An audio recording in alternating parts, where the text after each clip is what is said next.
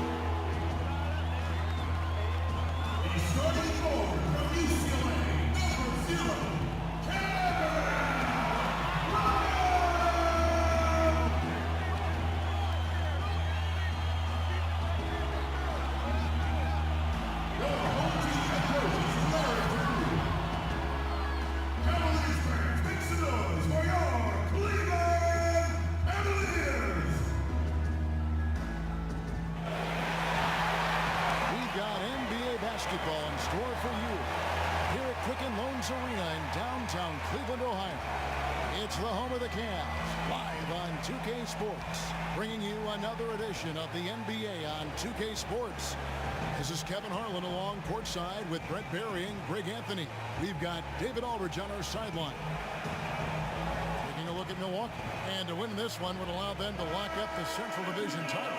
And right now for the Bucks, they must have reached every goal they set for themselves this season. For them to be this high in the standings this late in the season, what an accomplishment. Now they've got a new set of goals, and those are all about success in the playoffs. That's where men are made. They've got to have their sights very high at this point when it comes to the postseason. Here are the starters for Milwaukee. Middleton and Giannis are out on the wing. Mirotic out there with Brook Lopez. And it's Bledsoe in at the point. Antetokounmpo kicks to Bledsoe. Clock at 4. Fires the 3.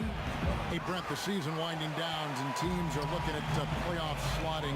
Have you ever, though, been a part of a team that suffered a late season collapse? I don't think the teams that I was on, Kevin, and fortunate to be on, that had expectations to go deep into the playoffs or maybe eventually participate in the finals ever had that kind of breakdown. But in Seattle in 2003, a team led by Gary Payton, I know we had an opportunity to get in, to sneak in maybe to the 8th slot. We struggled with inconsistency all year long. I don't know how big the meltdown was, but disappointing for that talented expected of a team to not have an opportunity to participate in the postseason. I'm sure. You know, Crafty, just capitalizing there on the floater. Give Sexton room to shoot that shot, and he's going to take it. Antetokounmpo kicks to Lopez. Middleton on the wing. The pass to Antetokounmpo.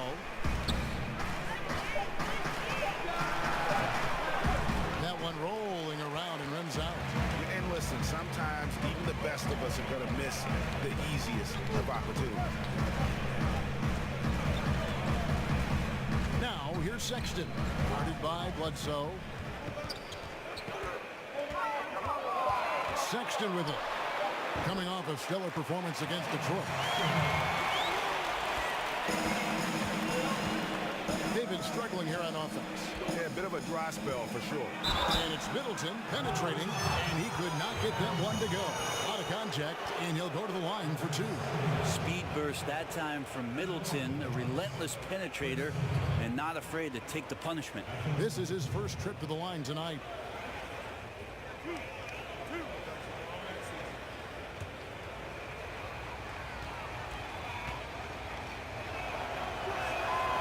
That one falls for Middleton. And Chris Middleton, 2 seasons ago, tore his hamstring completely off the bone. I mean, he's come back and hasn't missed a beat. One of the most well-rounded players you'll see. And the Cavaliers making a change here. Clarkson's checked in. Middleton hits them both. And Chris Middleton with maybe, Greg, his best season yet in 2017-18. It just seems like he gets better every year. Former second-round pick, now all-star caliber. He's worked extremely hard, stayed in the lab, and now we're seeing the results. Launches it, and it's Osman missing. Bucks trail by 3. Got a hand on it. Now, here's Sexton. Guarded by Bledsoe. And a lot of contact on that one, so he'll shoot 2 here. It goes on Giannis Antetokounmpo. Well, the Bucks, this is a franchise that for a long time just was treading water and chasing after a 7th or an 8th seed on the back end of the Eastern Conference playoffs. Not so much anymore. With Giannis Antetokounmpo leading the charge, the opportunity for the Bucks to do some damage in the playoffs is here.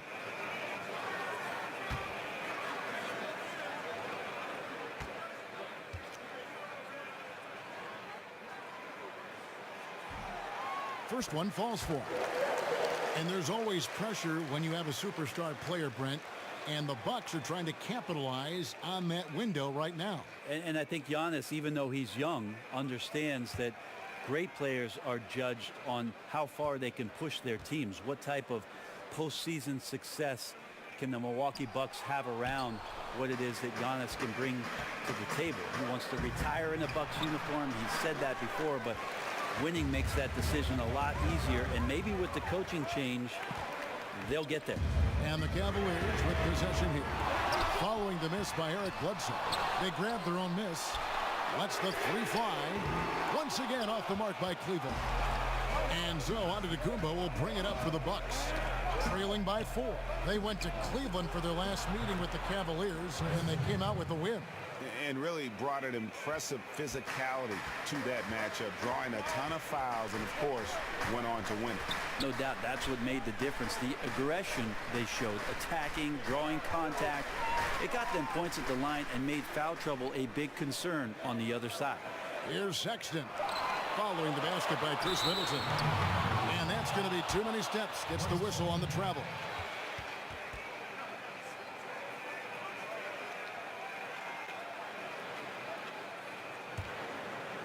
So it's the Bucks now. Pass to Mirotic. And Middleton kicks to Antetokounmpo. The game now all time. Antetokounmpo's got his second basket of the night. I like how Giannis is inviting a little bit more contact and no longer shying away from it. Pass to Love. Sexton with it. Defended by Middleton. Passes to Clarkson. Just 5 on the clock. Cleveland needs to get a shot off here. And the jam by Larry Nance. This is a nice connection with Larry Nance Jr. Throw it his way. He'll take care of the rest. And that was an unleashed chaos moment indeed. What a spectacular play. Sponsored by Under Armour Hover Hat. 2 free throws coming up, and they call the shooting foul. And from everything you hear about Giannis Antetokounmpo, he keeps a laser focus. Basketball and his family are his sole preoccupation. It's his first trip to the line.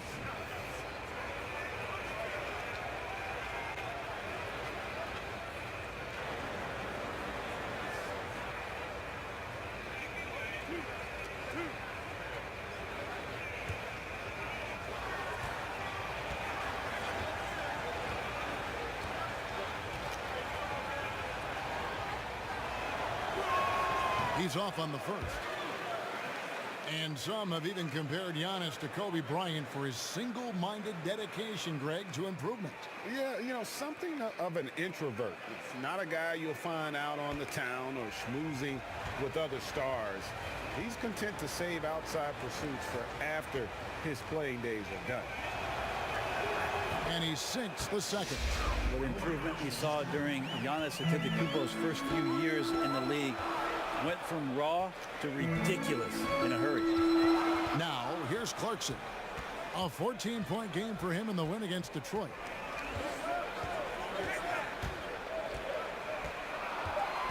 To the middle. Here's Nance, and the jam by Larry Nance. So fun to watch Larry Nance Jr. get up and be in flight. Bledsoe looking around. Sexton grabs the board. Yeah, just misjudged the layup. Defense has to be better. Very fortunate there. And that one's good. Osman. Sexton has to just keep developing his court awareness. You want to see more passing from him. And on our sideline, our reporter, David Aldridge. Mike Budenholzer and I got a chance to talk for a bit. Hey, look, he knows they've got great shooters who can score from anywhere in distance. He thinks his team can go toe-to-toe with anybody in the league there. And he won't be pulling back the reins even if they start missing a few. Back to you, Kevin. Thank you, David. You know, hard to create spacing without the threes. Milwaukee shooting their 5th and 6 free throws of the game.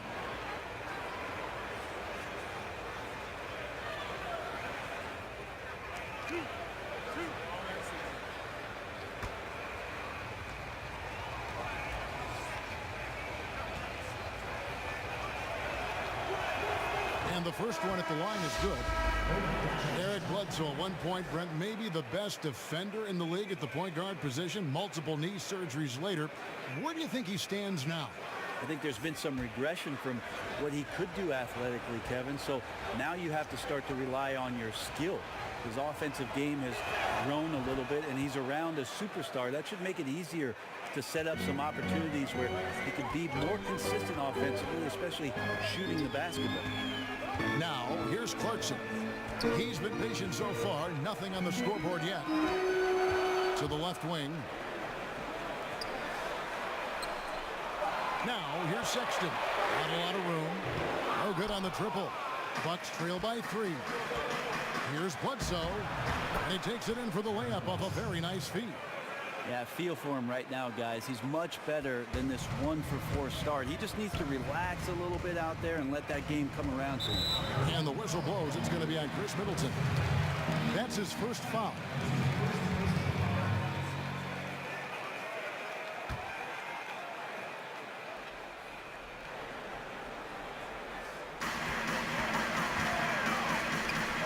Love against Mirotic.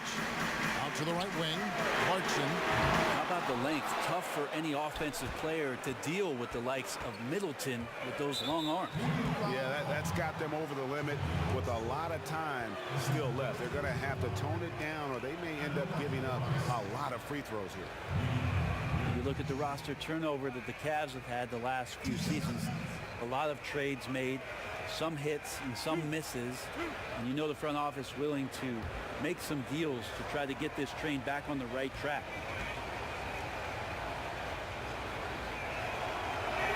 ties it up, and this next one could give them the lead.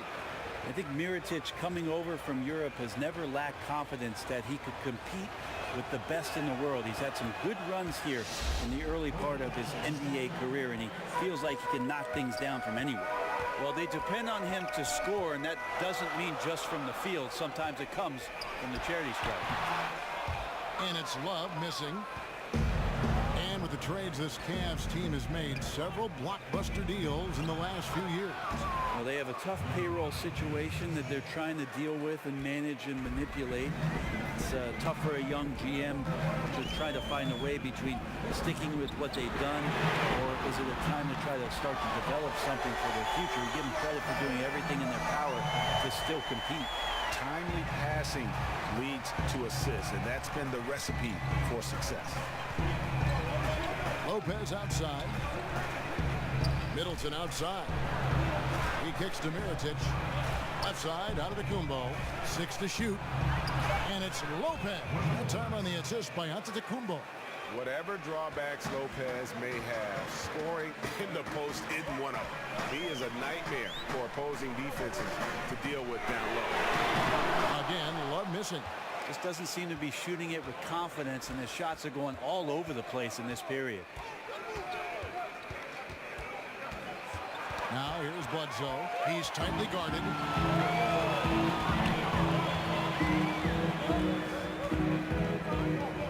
Launches it. The shot by Sexton, no good. And it's Antetokounmpo with the ball. He'll bring it up for the Milwaukee Bucks. Got that one up quick. And now a 5-point Milwaukee lead. And the Cavaliers call time here. In addition to going over the game plan and making whatever necessary adjustments have to be made, Greg, this timeout also the time for players to get rehydrated or hydrate for the first time with some Gatorade. Plenty of basketball still to be played here, and they have to get recharged. That's a great point. Without proper hydration, a player can completely run out of gas down the stretch of a game. And that's something that none of these guys can afford to have happen. If you're going to battle all the way to the finish, you have got to be hydrated.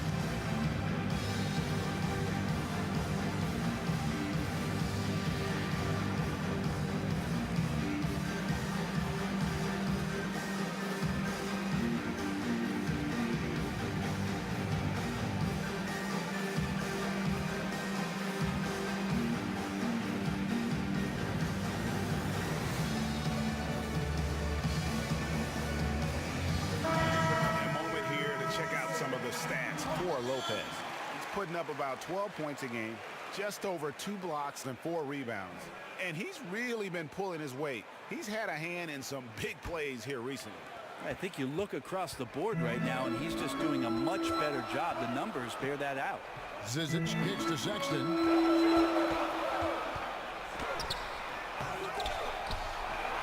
He doesn't hit that one. Great D that time for Middleton. Coach is liking what he's seeing from his offense. And guys, they put the defense on the defensive. Now here's Sexton. Guarded by Bledsoe. Clarkson against Mirotic. Offensive rebound. Sexton kicks to Osman. A three-pointer off the mark. Bucks leading by 5. Inside, Antetokounmpo. Good, and Bledsoe gets the assist. 7 points for Giannis Antetokounmpo. They are just killing him on the interior. Right wing. Here's Osman. He picked up 21 points in their last one against Detroit. And a lot of those points came at the free throw line. Really because of his aggression. He was playing the game with force, always catching his man on his heels. Now Cleveland shooting 33% here in the first quarter. They need a good offensive possession. Yeah, they've gone a long time without a bucket. Timeout called the Cavaliers. And Brent, you look at Giannis Antetokounmpo's slashing game, standing maybe a hair under 7 foot tall. How do you even put it into words. Well, it's hard to imagine a more perfect frame for today's game in terms of getting in transition, having a versatile offensive game, putting it down, getting to the rack. But the one thing that we're anxious to see is whether or not Giannis would develop the type of range from the three-point line that makes it respectable. Other than that, he's pretty much unstoppable.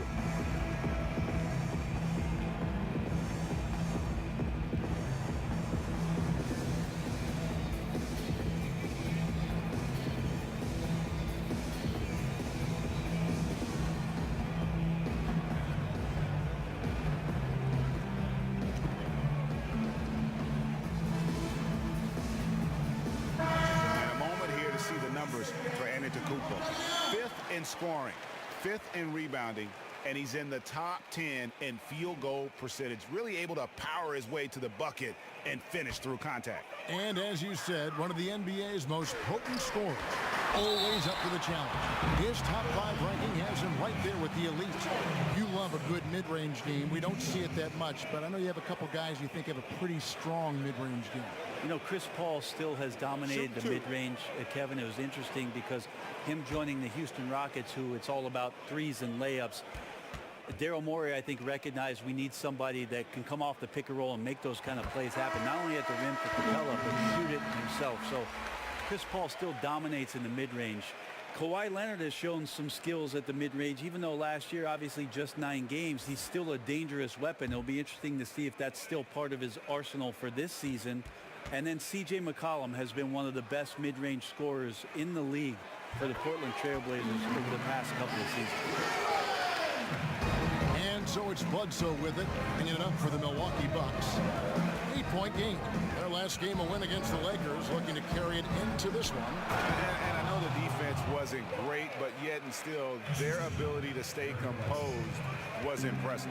But it led to a big scoring effort, taking advantage of every weakness. So any possession the defense wasn't aggressive on, they were on the offensive end. And the foul on Eric Bledsoe.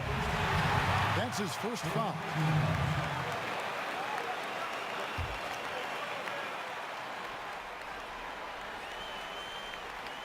.135 left in the first. And here's Love. His numbers are looking pretty good. He's got his scoring average up around 18.5 points a game. A shot by Clarkson, no good. Milwaukee leading by 10. Here's Mirotic, but they'll get another chance. No good from Connaughton. The Cavaliers shooting only around 32% so far in this one. The offense looking a bit off kilter. The shot's good from Love. You got to know that about Kevin Love. He's going to take what the defense gives him, that time inside. Now here's Bledsoe. 14 points from him the last game against the Lakers. I felt like in that game, too, he was a man on a mission. Defensively, finishing up with 4 steals is an impressive feat. And you can tell, takes pride in that part of the game. You just have to be more disciplined. I mean, too many fouls and free throw attempts for the opponent. The Bucks have been coming through at the charity stripe. They've made 7 of their 8 attempts. And their success rate on the season, right around 77%.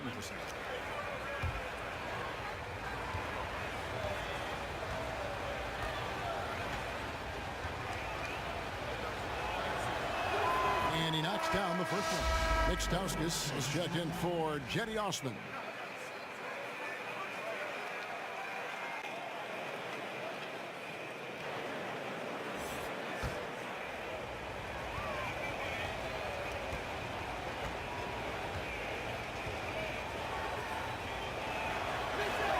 And so he makes both from the line.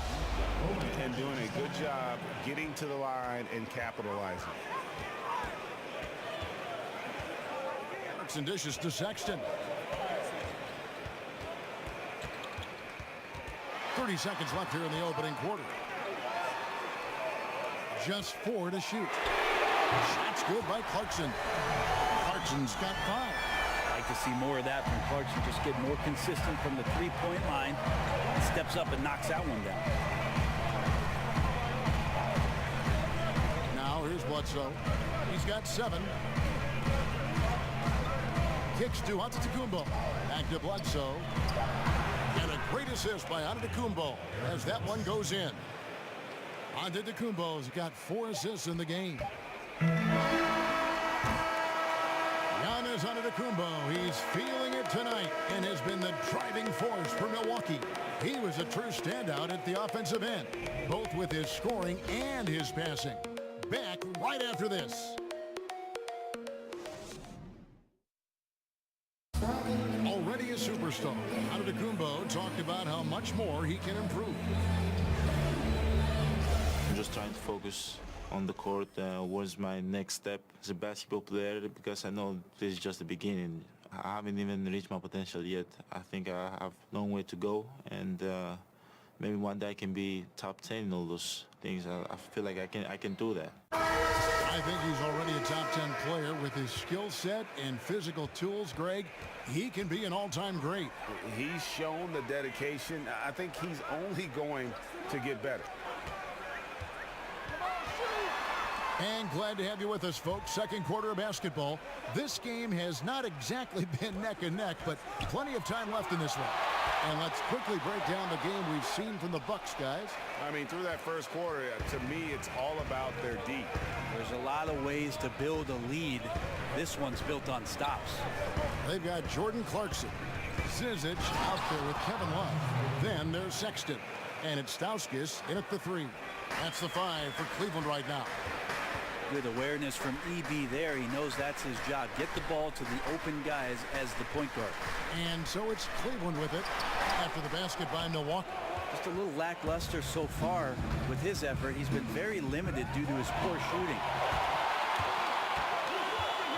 And no one near Clarkson as he lets it go. That one a tad offline to the right, but drops in for him. And so it's Bledsoe. He brings it up for the Bucks. It's Antetokounmpo on the wing. Lays it up and banks it in. Antetokounmpo's got the lead up to 12 now for Milwaukee. Yeah, Giannis has the hard hat on right now, going to work. So good, so long, just terrorizing the deep. Now, here's Sexton. Steady offensive output from him, averaging more than 16 points a game. He hit 1 3 in the first, but the well has been totally dry for him in the second. Here's Connaughton. The 12-point lead, their biggest of the game. And stolen by Sexton. It's stolen by Antetokounmpo. They get a hand on it. Connaughton kicks to Antetokounmpo. And that's a foul called on Ante Zizic. That's his first foul. Larry Nance has checked in for Cleveland.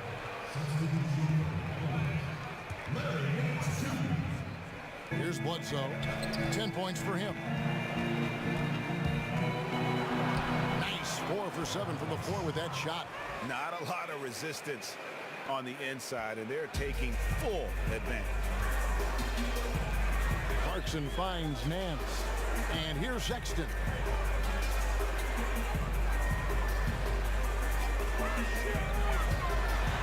The pass to Love. Once again off the mark by Cleveland. It's a +5 advantage for them in rebounding after that one. Connaughton passes to Lopez.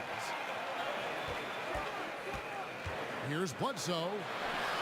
Gets it to drop, and now he's shooting at a 5 for 8 clip. And they're forcing the ball inside, and it's working like a charm. Timeout called the Cavaliers.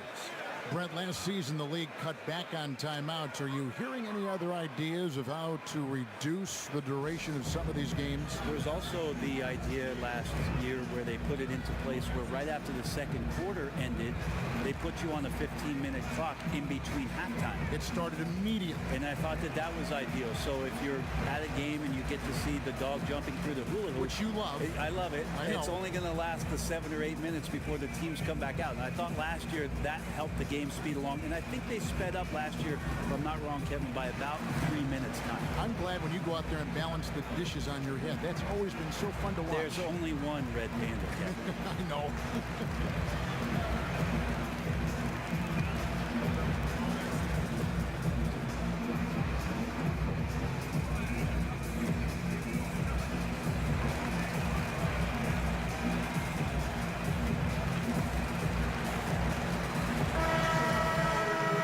Some of the best shooting teams out there. In the third spot, the Bucks. so patient on the offensive end. I mean, they're not going to force shots, and it's that selectiveness that's yielded such an impressive field goal percentage.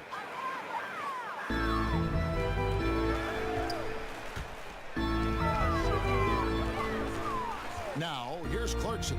He's guarded closely. Oh, Nance in position. Bledsoe outside. And that's good from Antetokounmpo on the assist from Eric Bledsoe. Tough to cover Antetokounmpo, especially this deep, and so good at using that length to shoot over the deep.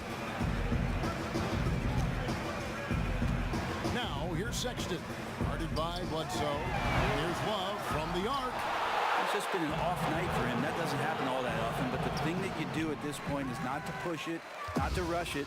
Let it come back to you. Now, here's Sexton. Following the miss by Giannis Antetokounmpo. Sexton kicks to Clarkson. Pass to Sexton. Just 5 on the clock. To stop the drought. And it's wide right. It's off the rim.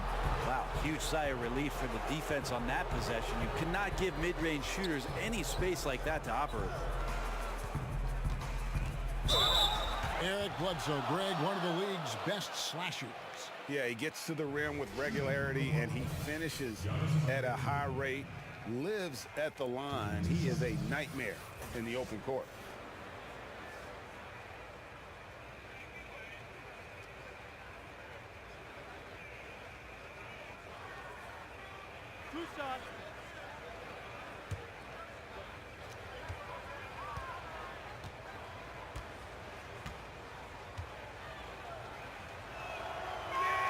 And the first one drops. We love the sneakers these players wear. Now so many different styles. A lot of different signature shoes out there. I'm not really a sneakerhead myself, Kevin. I didn't really fall down that rabbit hole, but I know some guys in the league, and we've seen photos of their closets at home filled with hundreds. Not hundreds. I've seen guys pushing thousands of pairs of shoes. Now that is dedication. Worth a lot of money. No doubt about it. And some of the guys, Kevin, don those specialty sneakers in big-time games. And the one guy that comes to mind for me is P.J. Tucker. Lots of play from P.J. Tucker about some of the things that he strapped on last year during the finals. The Cavaliers have shot 75% at the line tonight, going 3 for 4. And team free throw numbers really about as good as you could ask for, around 80% on the season. Shooting 2.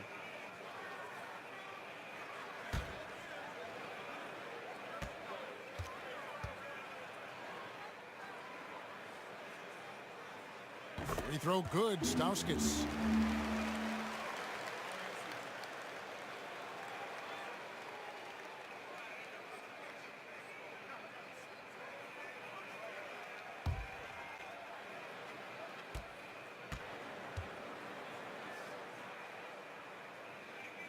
And both free throws good for Stauskas. Bucks leading by 17. Bledsoe kicks to Ilyasova. Pass to Middleton. And the dunk to finish it off. A beauty. Well, the D had no chance, and Chris Middleton on the rise. And so Knight will bring it up for the Cleveland Cavaliers. They put up a nice win against Detroit the last time out. They drew a lot of fouls in that game, guys, and that was the one area that really stood out when you watched it. And it wasn't just the points that they got at the line that helped their cause. It was the foul trouble on the other side that went along with it. Several players stranded on the bench for long stretches, and the coach having to re-strategize. No good from Bledsoe. Well, after getting off to a great start, hitting those first 2 shots, he's definitely regressed a little bit in this quarter. Lopez with the steal. Bledsoe outside. And the jam by Bledsoe. Wow, the energy from Bledsoe in this one, excelling at turning on the jets and getting to the basket. Here's Stauskas. Antetokounmpo defending. That one good for two. We give a ton of credit to the screener there. That was a perfect pick to give his teammate the space to knock down the shot. And it's Milwaukee's ball. They're on a 15-6 run. Lopez kicks to Ilyasova. Down low. Left block shot on the way. And Middleton, the basket on the assist by Ilyasova. Staying confident in the paint. Middleton does a good job sinking that one. Pass to Sexton. Here's Stauskas. Cleveland moving it around. Pocket 6. Knight dishes to Nance. Stolen by Middleton. Here's Antetokounmpo. Score that one for him. His 8th field goal. 8 for 11 on a very accurate night. And they're beginning to just flat out fall apart defensively right now, especially on the interior. Knight passes to Sexton. And good. Got the friendly bounce off the right side of the rim. Sexton's got 6. Some good court awareness that time from Brandon Knight. He's a creative guard who has a good feel for when his guys are open. And the slam dunk by Antetokounmpo. And that's such solid, fundamental basketball on display right there, guys. You talk about it all the time, Greg. Yeah, great use of the pick to set up the dunk. But that's a play that only works by practicing over and over and having a great rhythm with your teammate. You could see the timing there. Here's Sexton following the bucket by the Bucks. 5 to shoot over Bledsoe. The shot by Sexton, no good. The shot's there for him, and he's got to take it. I don't care if he doesn't convert. That's a shot he has to continue to take. Now here's Middleton. They lead by the biggest margin of the game, 23 points. They double him with Love. The Bucks need to get a shot off here. Now Cleveland moving it up. Knight wide open. Good on the three-point shot. Knight's got a second bucket tonight. That's an instinctual play right there from Brandon Knight. Does a superb job of leaking out and cashing in. Now here's Antetokounmpo. Defense right on him. Up and in. That's his 10th make in the contest. He has only taken 13 shots. Cleveland's gone 1 of 3 from way outside since the start of the second quarter. Sexton kicks to Love. Oh, Nance in position. An emphatic alley-oop jam. Love has a knack for recognizing when a teammate's going to break wide open.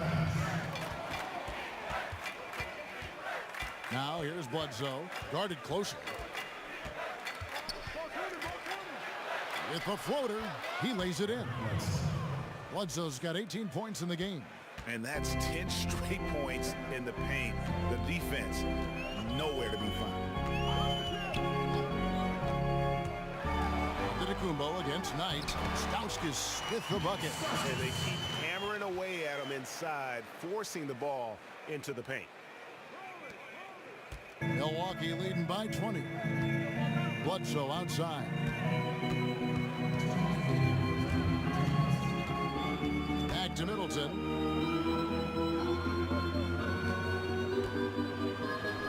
Oh, yes, he did. 5 up and 5 down for him so far. And a terrific percentage here in the first half. You gotta love their rhythm and the flow with which they're playing. I also like the adjustments that they've made. Each time they're defended a little bit differently, they seem to have the answer for it. Shot clock at 6. 13 feet away. And, yep, finally drops after rolling around the rim. 7 points for Kevin Love. Yeah, Kevin Love in a good rhythm there from the mid-range makes the job of the defense a lot harder when he's knocking that down. Here's Antetokounmpo, and he makes the bucket, gets the whistle, and now a three-point play chance here for him. This guy is just shredding the defense right now. He's hitting any shots he's putting up. The Bucks have been getting it done at the line, 10 for 12. For the Cavaliers, Chris, he's checked in for Love. Osman comes in for Nick Stauskas, and it's Matthew Dellavedova in for Sexton. And then for Milwaukee, Pau Gasol, he's checked in for Lopez. Mirotic comes in for Ilyasova. And George Hills subbed in for Eric Bledsoe.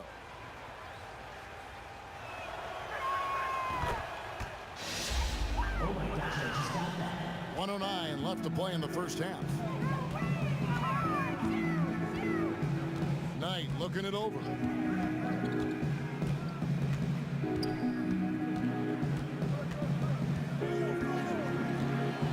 shot from 12. He clangs that one off the back iron, and down it falls. Knight's got his third basket of the night. And Mirotic kicks to Hill. There's the pass to Middleton. That shot off. Some solid defense from Knight. The Cavaliers trail by 21.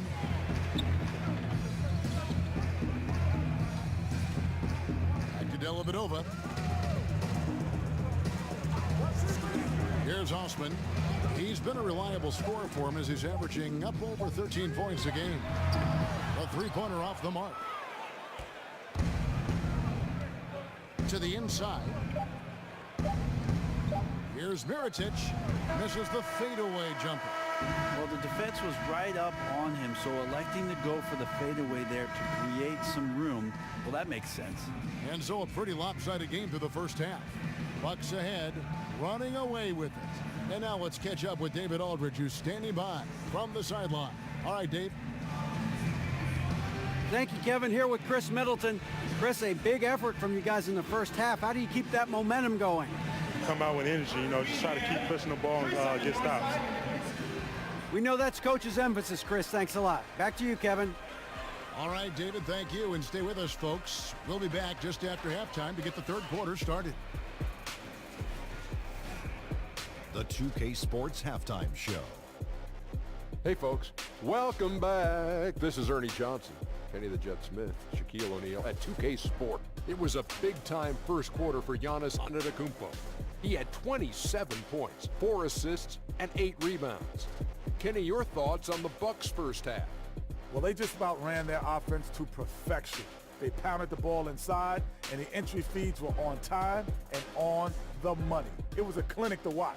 The second half is going to be no contest if they keep getting shots 8 feet and in. Shaq, how do you think Cleveland played? They relied way too heavily on the three-point shot in the first half. Their long-range game was off. That's my off sound, Ernie. They were off. But they still settle for the outside shots. They got to put more pressure on the defense by pounding it inside and attacking the basket.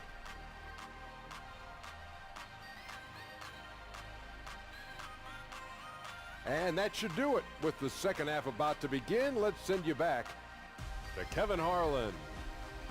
Go back to Kevin Harlan. Go. Go over there.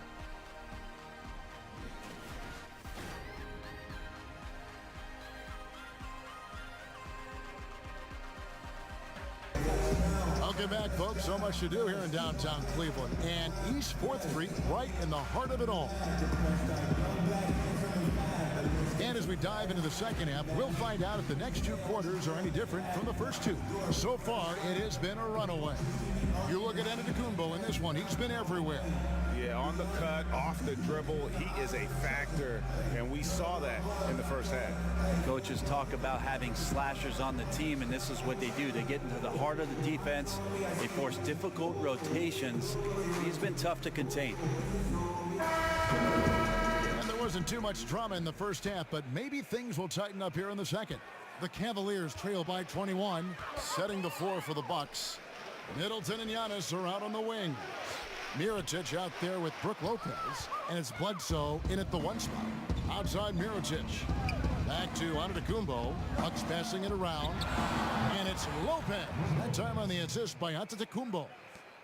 Antetokounmpo's got his 5th assist in this one. Sexton dishes to Love. Pass to Sexton. Back to Love. And Nance kicks to Osman. Knight for 3. Antetokounmpo pulls it in. And with the success they've had rebounding the basketball, they're right where you'd expect them to be, firmly in the driver's seat. I think the defense made an impact on that play, making the shooter feel a bit uncomfortable on release. And, of course, Colin Sexton. His college team once had to finish a game with only 3 players. Yeah, he scored 40 that night. Almost led him to a victory. He loves to play under the bright lights, brings great energy and enthusiasm every night. Yeah, there's 6 points on consecutive 3 balls. They're finding holes now in the D. Here's Love. Drops one in from the wing. Love's got 9 points. smooth shooting touch of Kevin Love on display. Quick trigger on that one. Bledsoe outside. And that one, good. Defensively, this is what you know. He's coming off a hot game and looking to keep it rolling. And you could try to key in on him, but that's tough. They run plays that routinely give him makeable looks. Now here's Knight. 8 points for him. Fires for 3. Sexton's shot is good. 9 points in the game so far. And it's important Sexton makes those. The more he hits from outside, the more the floor will open up. Antetokounmpo. Bucket is good. I love the pace he's playing with, letting his offense come to him naturally and then building upon this lead for his team. Timeout called, Cleveland. And I like this timeout. You're getting terrible rim protection right now. Well, you got to ask your team to give you a little bit more effort because there's just not a lot of fire on the defensive end.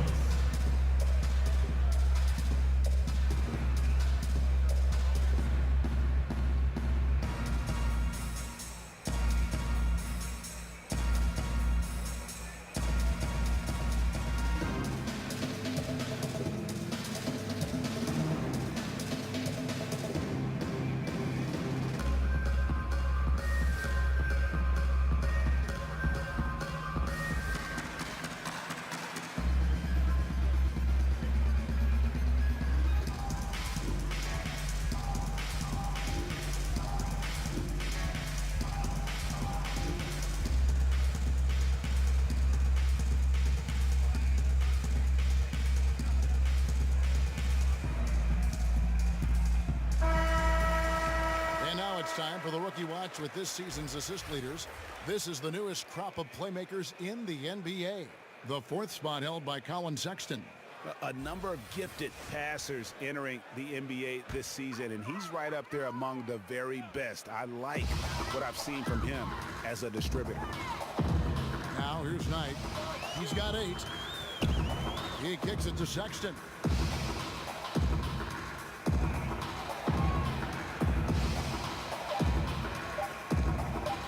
Deep three-point range, and there's the shot clock violation. Couldn't get the shot off in time. And here's what the Cleveland Cavaliers schedule looks like. On Friday, they'll be playing against Lou Williams and the Los Angeles Clippers. And then on Sunday, they'll take on Chris Middleton and the Milwaukee Bucks. And looking at the schedule, it isn't ideal in terms of the upcoming games with the amount of quality teams they're going to be playing, but it's also a good chance for you to get some confidence and really see just how good you are. +8 in the rebound differential, one more reason why they're in control.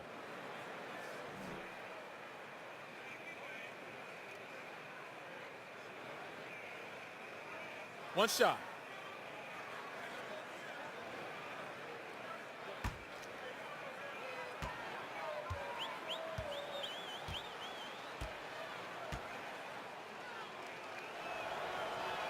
That's good from Antetokounmpo. Oh my gosh, I just got that. Cleveland's gone 1 of 3 from downtown since halftime. Sexton kicks to Osman. Down low, and then shoots it in. Chemistry at its best, an unreal alley-oop. Yeah, you're right. The pass, the catch, the dunk, all of it perfect. And that unleashed chaos replay presented by Under Armour. Cover Havoc, giving us a chance to relive that exciting play. And Cleveland making a change here. Clarkson's checked in.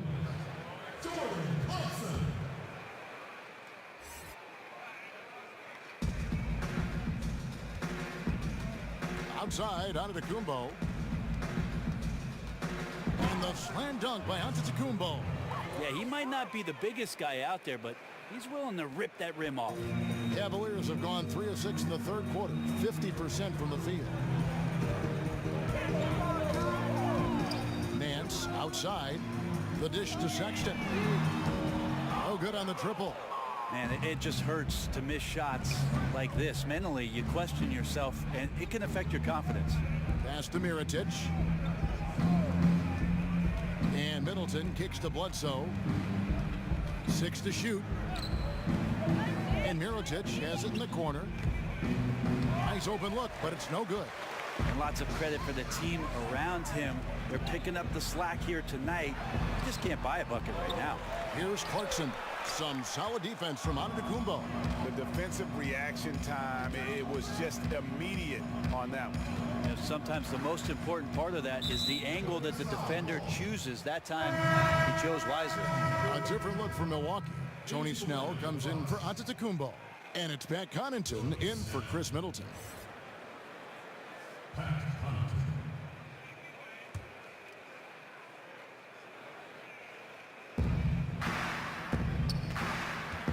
Up against Mirotic. Just 5 to shoot. It's rebounded by Cleveland. They host the Clippers after this game. That'll be the last of 3 straight at home for the team. Sexton the pass to Clarkson. Dishes it to Sexton. And the foul on Eric Bledsoe. That's foul number 2 for him. David Nwaba is checked in for Kevin Love.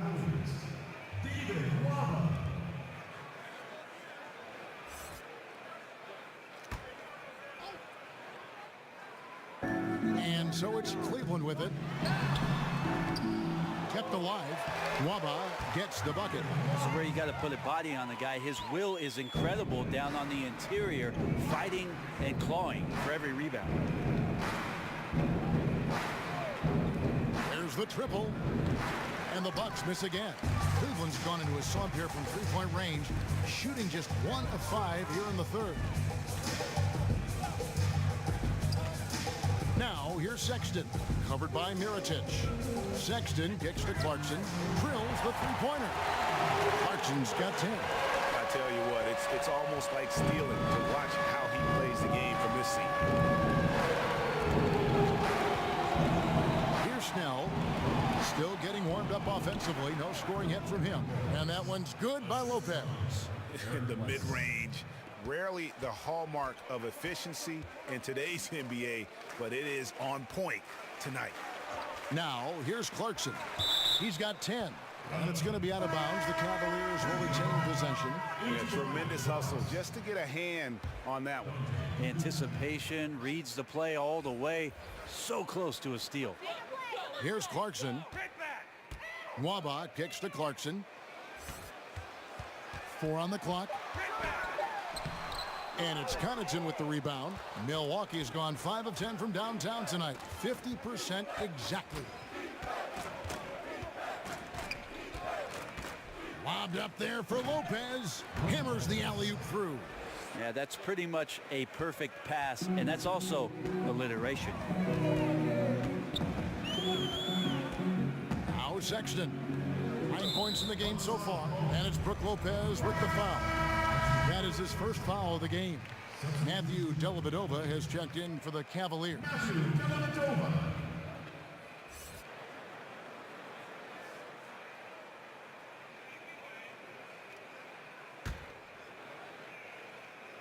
Here's Dellavedova. He's still scoreless so far in this one. Well, a big reason why Dellavedova is out there is because he can see who's available. Here's Connaughton.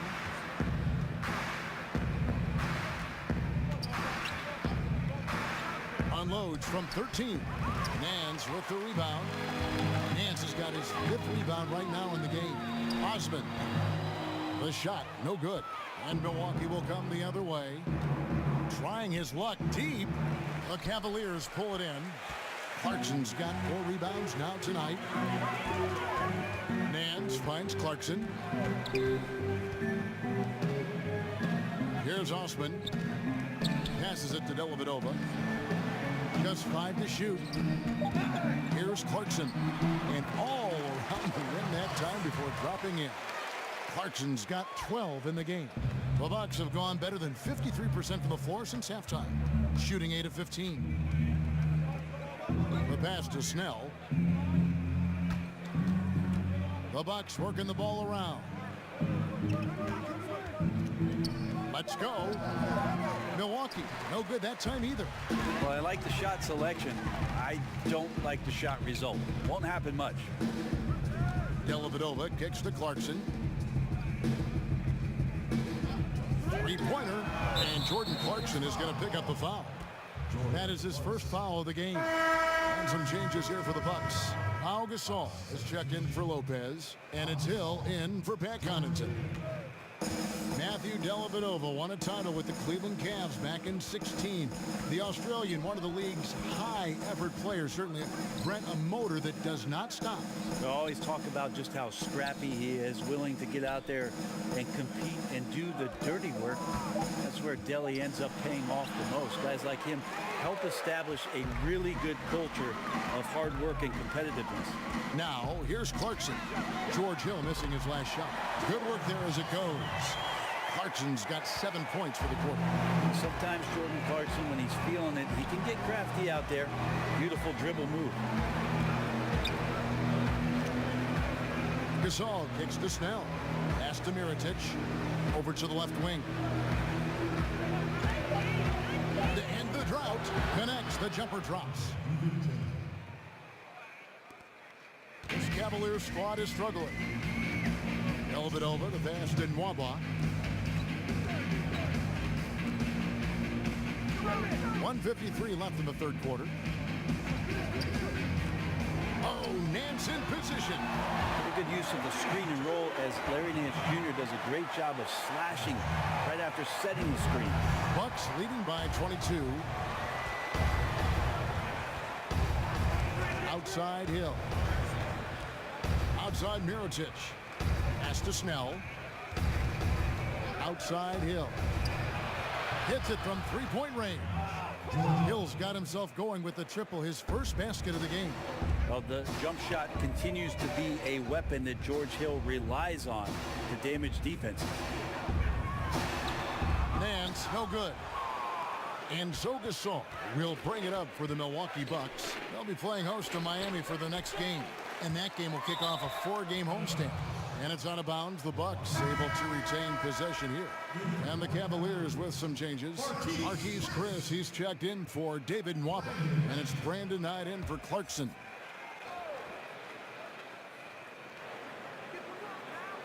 Cavaliers on D. Here's Gasol. Cans the 12-footer. Gasol's got his first 2 points. And really, Gasol is so precise shooting the ball from that position on the floor. An effective mid-range threat who is a knockdown shooter. Chris can't hit. You can't miss those kind of looks. The defense seems to be a little nonplussed so far in this one, but he flat out missed it. Snell dishes to Hill. Got it. Good job in the low post. Hill's got 5 points in the quarter. And not quite as aggressive from outside as they were in the first half, sticking to the high percentage shots, playing smart with the lead. Outside Knight. Over in the corner, Osman. To stop the run. Yep, it counts. Osman's got 5. And so it's Milwaukee rolling along with a 27-point lead as we wrap up the quarter. The scoring has been tremendous, and they are shooting lights out with very high accuracy. We come back right after this.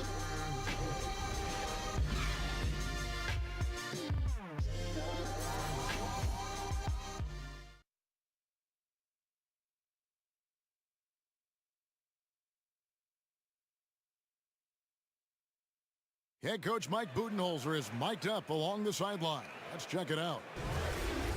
Let's do it again for this quarter, 0-0. Same effort, same mentality. Keep pushing it. Keep moving the ball. Now Mike likes how they're working the ball right now. And, you know, Coach highlighted, it's a brand new quarter. They need to play with the same fire. And there have been 2 very different performances from these teams today as we get going in quarter number 4. Our 4th quarter action underway, presented by Gatorade, all fueled up and ready to go. Let's reset the lineups. So on the floor for Cleveland, Zizic out there with Chris. Then it's Matthew Dellavedova. Then there's Brandon Knight, and it's Stauskas in at the 3 spot. He's a threat from there. You can't afford to give Delly any room if you're the defense. Gasol with it. DiVincenzo. He's guarded by Knight. Just 4 to shoot. Snell finds Ilyasova. Tried to come right back with the three of his own, but it's no good. To the paint and stolen by Ilyasova. And here is Hill. Passes it to Gasol. 13 feet away. And he can't bank that one in. Outside Knight. The pass to Dellavedova. Off target with his three. The Bucks have gone 0 of 3 to start the fourth quarter. Here's Snell, covered by Chris. Ilyasova gets the bucket. It's nice to see the confidence he shows on his inside game and ability to get the shot up before the defender can do anything. Stauskas kicks to Zizic. Over Gasol, and Gasol sends it back. DiVincenzo, he's guarded by Knight. It seems like young players are more receptive to stints in the G League than they were in the past. I feel that way. Seems that way, yeah. Like the stigma of what was used to be the D League, and maybe it was because those were the grades that I had, that you felt a little weird about it. But now that it's the G League, and now that, like we talked about, almost half the players last year had some kind of touch with the G League, I think that stigma has mostly gone away. Are you saying you were a G student? Well, when I gave my mom my report card, she said, gee, you got 4 A's. A nice shot by Gasol. I mean, is it fair that Pau Gasol could stand on one block and rebound on the other? That's some length. Guys are looking for a spark here. Yeah, a cold stretch offensively, for sure. And now here's Chris, and the shot goes in. Phenomenal use of the body there to free himself up from the defender and get a clean look at the basket. Milwaukee's gone 0 of 3 so far in the fourth quarter from long range. Hill passes to Gasol.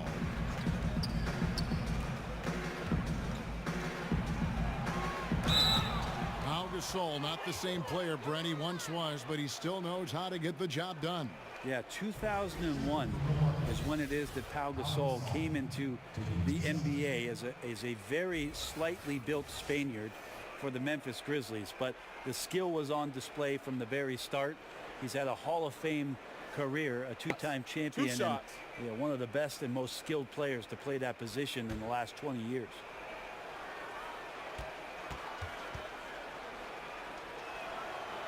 The first one falls. Well, we know that Dr. James Naismith came up with the idea when he was teaching at the YMCA, but as far as skill development, Brent, some feel that maybe in the skill category that the USA has fallen behind a little bit. Do you agree? I think what the United States is doing on that level between your late grade school years and AAU programs in particular and your high school years, that they're trying to address this issue and get ahead of it a little bit. For years, there was a 10-year or 15-year gap about European players being schooled and being in institutions where they were basically young professionals from the age of 12 to 14 having school in basketball and being at a facility for just those things specifically. The last few years, there's been a lot of concern with players being more adept and more skilled here in the States. The change is coming. Knight drills the baseline jumper. I can't be frustrated at him tonight. He's doing his job. I'd like to see his guys step up a little more. Antetokounmpo kicks to Middleton. Right side Gasol. Outside Antetokounmpo. 5 on the clock. For 3, Hill. It's rebounded by Cleveland. Sexton's got his 5th rebound right now in the game. This is the second year with the sponsored patches on the jersey. Advertising more or less. Have you gotten used to seeing those things? Yeah, I think it was no problem last year. They're small, they're unintrusive. Some teams did some really cool creative things with the color schemes, and I don't think we've seen the last of that, Kevin. We see it in European games on their jerseys. Yeah, sometimes it's hard to recognize the number with how many advertisements are on the jerseys. But Billboard. Yeah, I don't think we're done with it yet. So it's the Cavaliers now after the basket by Milwaukee. Some nice passing by Cleveland here. Here's Stauskas. Gasol with the rebound. Gasol's got 4 rebounds now tonight. And Antetokounmpo with the basket on the assist by Middleton. Middleton's got assist number 5 here tonight. Now, here's Sexton. He's guarded by Hill. Now, here's Sexton. Takes the 3. Nailed from three-point land. And in that first half, guys, they didn't shoot nearly as many threes as they have here in the second, trying to use that shot to stay in the game. Now, here's Antetokounmpo. Gasol finds Antetokounmpo. Down to 5 on the shot clock. For 3, Hill. And they force the shot clock violation. Great D. Brett, they're always trying to make the All-Star game itself more competitive. Is that an important thing to do?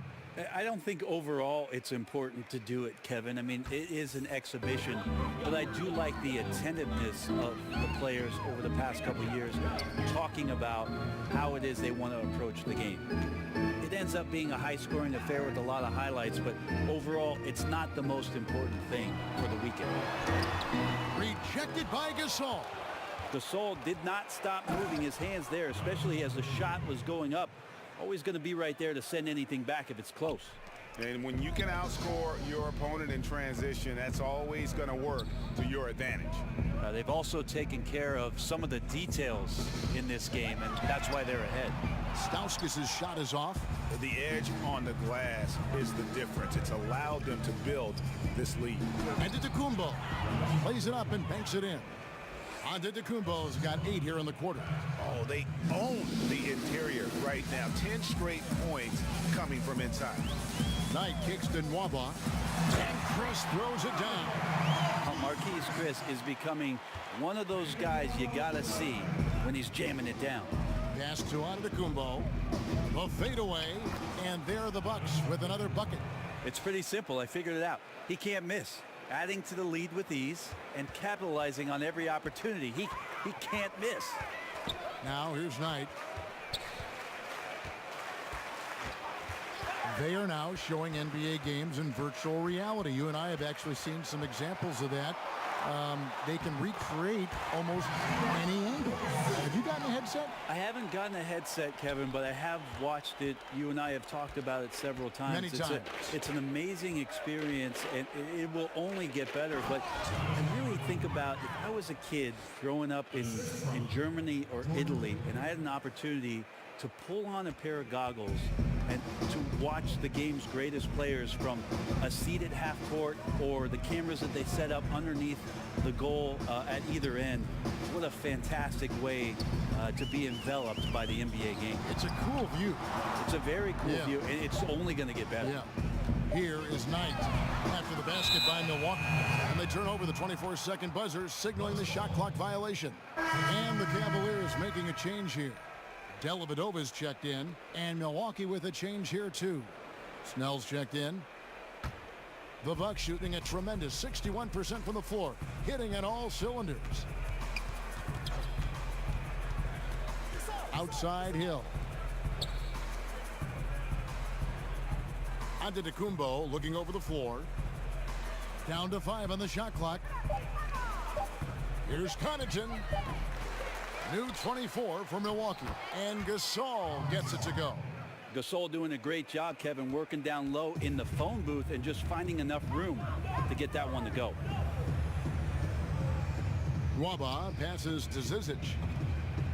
He dishes it to Knight.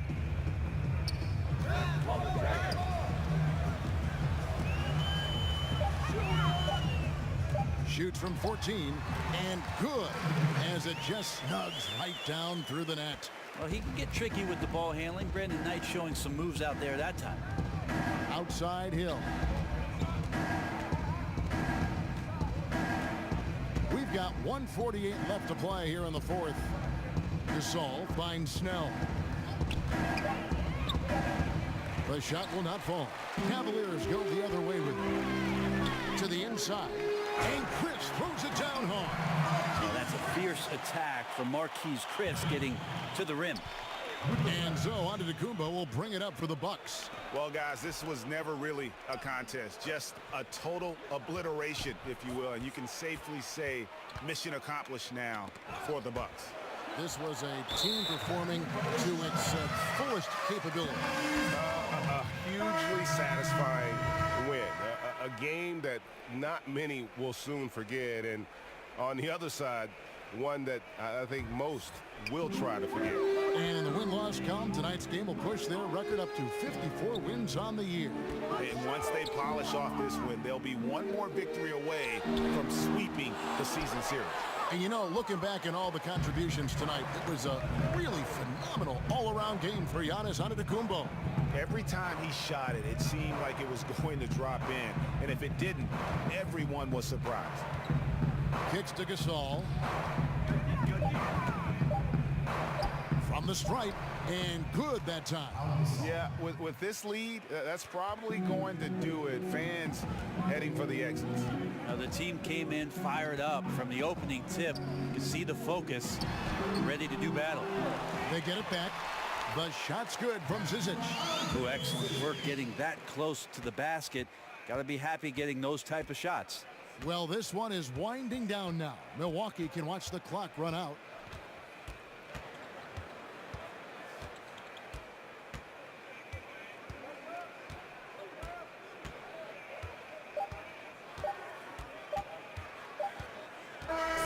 And so it's the Bucks taking care of business in this one.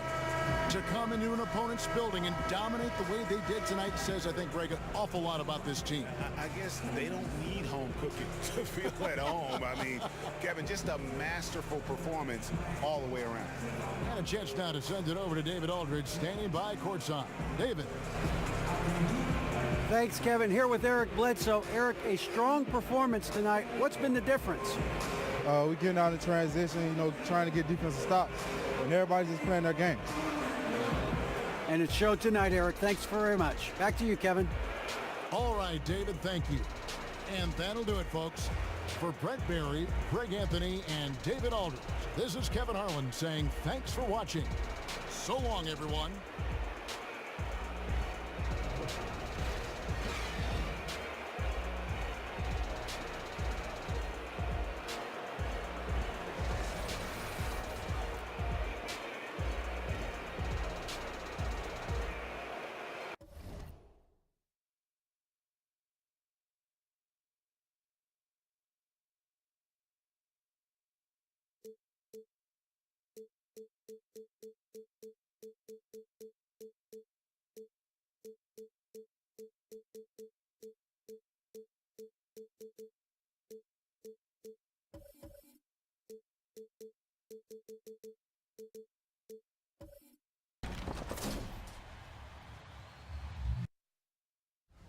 The 2K Sports pregame show.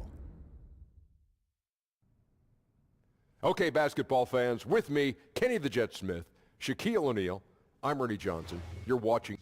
In a few moments, we'll be sending you out to Philadelphia as the 76ers go up against the Boston Celtics. Taking a look at the Celtics, this is their third meeting of the season with this team. They've won every game thus far and can seal their edge with a win here. Two great backcourts going head-to-head tonight. Kenny, your thoughts on how the guard position has evolved over time? And make it quick. Yeah. The evolution of the guard position in 12 seconds, please. Well, you weren't quick, so why do I have to be so quick? Well, just try. 8 Okay, seconds I'm left. going to be as quick as I can. Okay. 7, But I'm going to be 6, as 5, vigilant as I can. Okay. 4, You know, 3, they're more like combo guards 2, now. 1. And with all the switching guards who can defend more position for the teams that rebound collectively, guards have to be involved on the boards. Well, it's almost like you were reading that, Shaq. We were going to give you 10 seconds, Shaq. You didn't have to rush. I did rush. You didn't have to. Because Yeah, anyway. combo guards. Let's go courtside.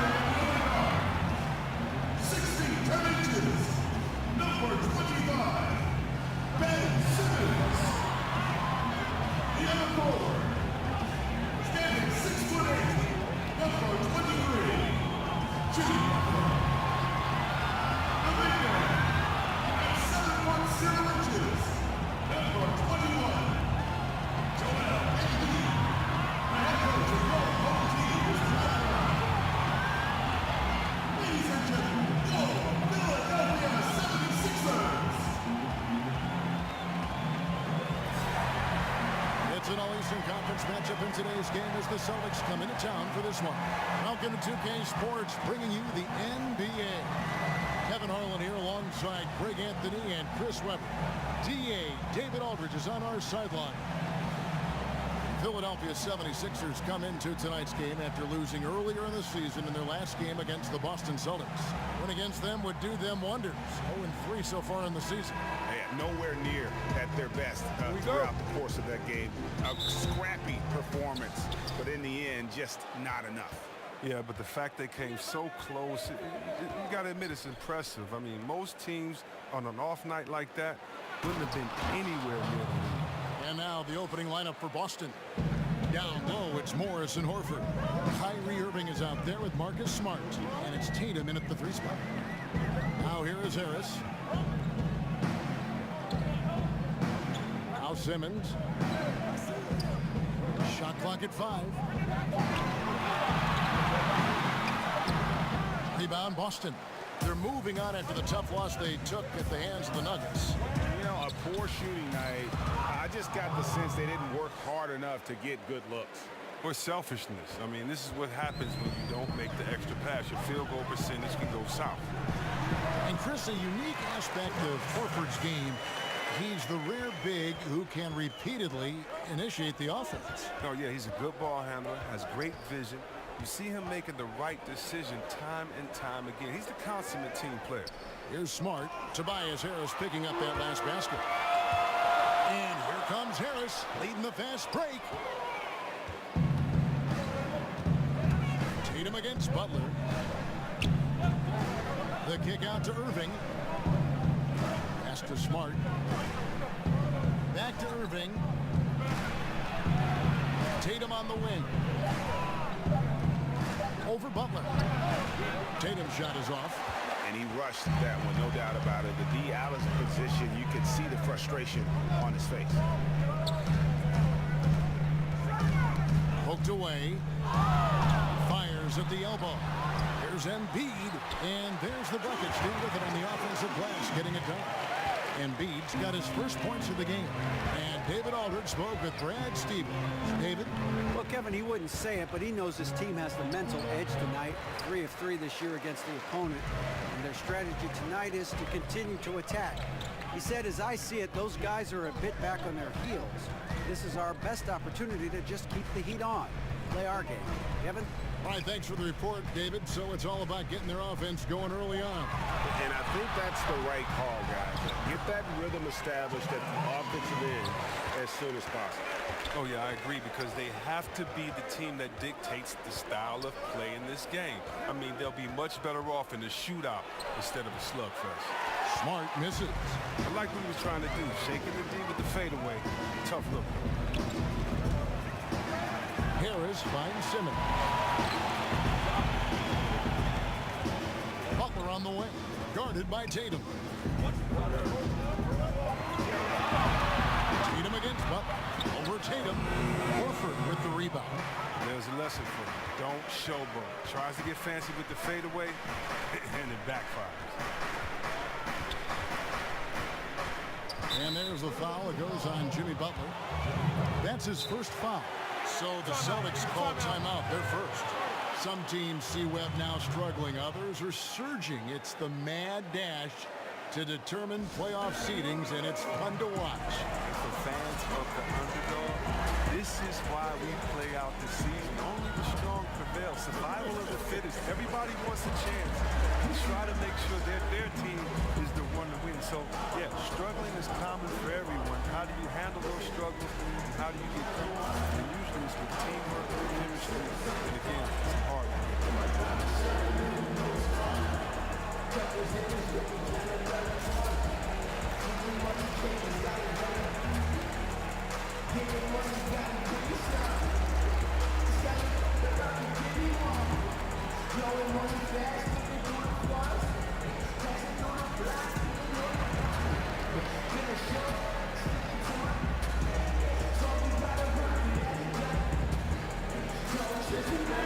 Now a moment to see the numbers for Redick. His last 10 games, averaging about 15 points, 3 rebounds, and 2 assists. And guys, he's making winning plays. It's as simple as that. Not a star player per se, but he makes his presence felt. Well, yeah, lately he's been overachieving a little bit. Hopefully this is a sign of greater things to come. Nice shot by Smart. Oh, the mid-range game, a lost art. Nice bucket by Smart. And Simmons has got the ball here for the Philadelphia 76ers. Harris outside. To the middle. Here's Embiid. Down it goes for his 3rd basket in as many tries. Yeah, good awareness there. He sees an opening and doesn't hesitate. Well, that opening right there, that's just because the defense failed to rotate. Irving kicks to Smart. Inside, it's tipped, and it goes out of bounds. Last touch by Embiid. And taking a look at some numbers here for Kyrie Irving. Unbelievable play for him over the last month. 9th in assists, 17th in free throw shooting, and he's right up there in the top 20 in scoring. Certainly a force to be reckoned with offensively. And his floor awareness is undeniable. As you pointed out, top 10 in assists, and he's great at drawing the defense and making the perfect pass in stride. Now here's Smart, coming in off a 10-point performance last game out, and he buries that one, drilling the rim on the way down. You know, coming into the NBA, there was a question about Marcus's jump shot, but you knew he'd improve that. Simmons passes to Butler from about 19 feet, and Horford pulls it down. Tatum kicks to Smart. Irving with a clean look and trying for the go-ahead basket. It doesn't go in. Simmons feeling it out a bit. Pass to Embiid. And Boston with the rebound. That defense is as good as a block. I mean, what looks to be a layup turns into nothing. And Ben Simmons picks up the foul. That's his first foul.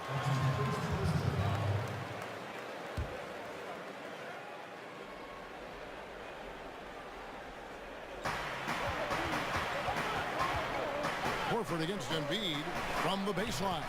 And Irving gets it to go on the assist by Horford. Irving's got his first points of the night. Irving against Simmons. Kicks to Harris. Outside, Simmons. Lock at 6.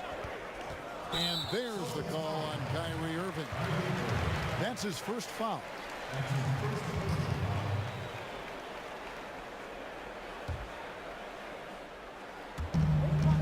Here's Harris. It's stolen by Morris. Playing a little cornerback there. Anticipates the pass and jumps the route.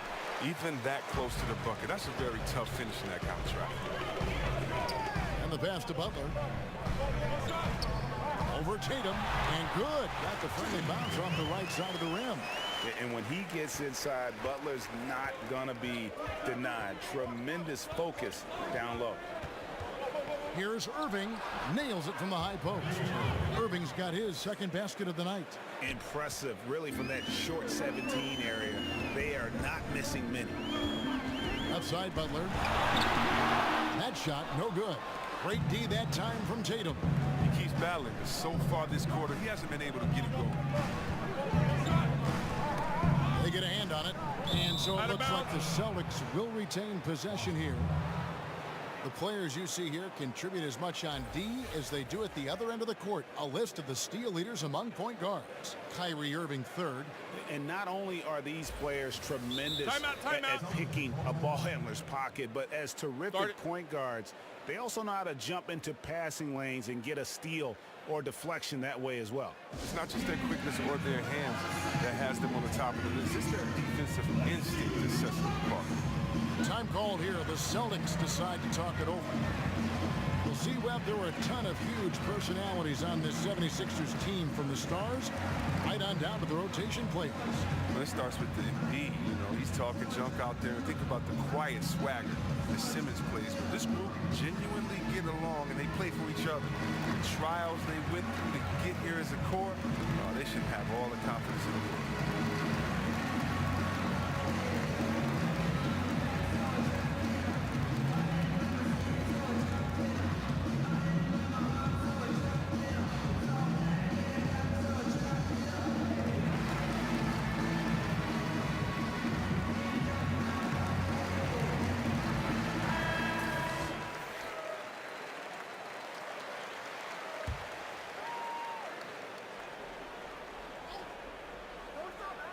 Here's Irving. Passes it to Smart. Celtics passing it around. Just 5 on the clock. Takes a shot at the elbow, and he sinks that one, hitting the back of the rim on the way in. And it's a 4-point Celtic lead. Simmons finds Harris. Back to Simmons. Throws it down as the official calls the foul. It may be a 3-point play. It's going to be on Kyrie Irving. And when you foul Simmons, you really got to foul him. You don't want to just mess around. He powers through. Well, think back to when Ben Simmons was first drafted as the top pick in 2016. Everyone knew he could be a playmaker as a small forward. But really, he functions fully as a point guard when he's out on the floor. Looking at who's out there now for the Celtics. Gordon Hayward's checked in for Morris. Jaylen Brown comes in for Marcus Smart. And Terry Rozier subbed in for Kyrie Irving. And that one misses. And Chris Simmons, a player that almost transcends the traditional basketball position.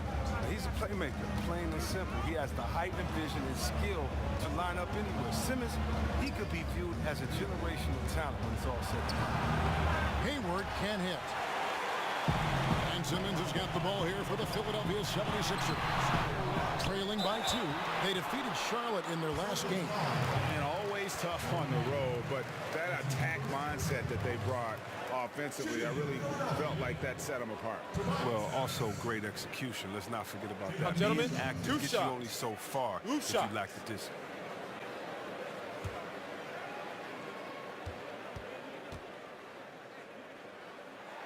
The first free throw is good. Tobias Harris in his 8th season in the NBA and still just 26 years old. Yeah, I mean, one season at Tennessee, and he has slowly but steadily improved each year. And, you know, he's gotten stronger, more consistent with his long-range shooting, and he's found his calling as one of those prototype small ball forwards. NBA rosters are turning over faster, it seems, these days. Chris, how much do former teammates know about defending one another? Or is it a non-issue? Oh, no, it's more than a non-issue, Kevin. You were right in your assumption that, listen, your former teammates, they have a little more inside information. And you know why it matters? Because every day after practice, you know, the first thing guys do after they get their water, they one-on-one. So you understand, guys, tendencies, how they get into a rhythm. We're all creatures of habit. Let's remember what Kevin Durant did. You know how he came down on the same end of the floor in the finals and hit the same tough shot over the extended hand that he did? Well, if you notice, he did that on his crossover, that right to left setup. So if you know him, you may know that he's going to do that. And also, you may know that he has a counter just in case. It allows you to keep your hand out the cookie jar, not to gamble. It gives you an educated guess on maybe what some of the greatest offensive players in the world are going to go to next to get that bucket. Any piece of information matters. And yeah, you've been practicing against him. That's a good thing. Now Hayward. After Jimmy Butler missed from long range. Tatum's shot is off. Yeah, good interior D there prevents the deuce. Wonderful anticipation. He reads the play perfectly. Then with the quick reaction time. And Butler has really bulked up since coming into the league. You see his strength on tough shots with the contact. Here's Rozier. Jimmy Butler making his last shot. Rozier the pass to Bryant. Tatum kicks to Hayward.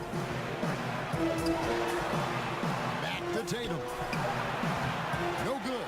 And they can't put an end to this drought. The 76ers leading by 4. And the wide open shot from Redick. Basket is good. The assist from Harris. And it just seems that every pass they make is leading to a score. Just great ball movement. They could use a big shot here to get this offense going. Too many empty possessions. Right now, they need a basket. And so far this quarter, he's been a little off on his game. Yeah, with scoring, I mean, it's not coming easy for him. You have to get into a little rhythm. But that's when you can make the extra pass. Play the role of a facilitator. Yeah, the chemistry has been terrific. Really impressed with their offensive execution. Hayward kicks to Horford. The Celtics working the ball around now. Pass to Rozier. This one for 3. The shot that time not on target. And Philadelphia the other way now. Redick, a good look. Pulled the shot a little left, but the bounce goes his way. And you can sense they're starting to take charge here. Yeah, and it goes beyond the small lead that they built. They really captured the momentum. Horford finds Hayward.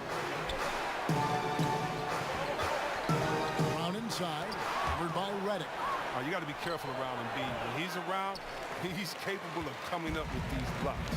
Just doing the job on the backboard. Hayward passes to Tatum from 12 feet out. Rebound by Butler. If his performance this quarter is any indication, I don't think he's the one who's going to let them out of the hole. And it's Jason Tatum with the foul. That is his first foul of the game.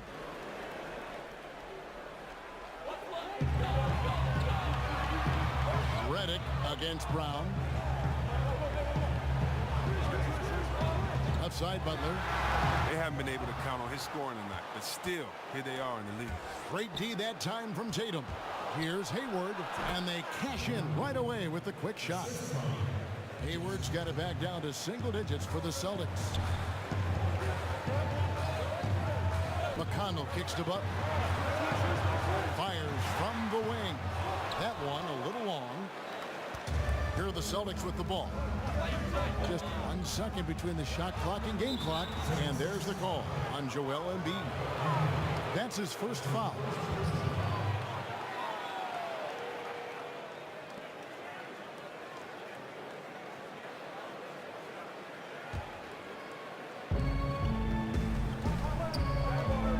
Rozier up top. He's covered by McConnell.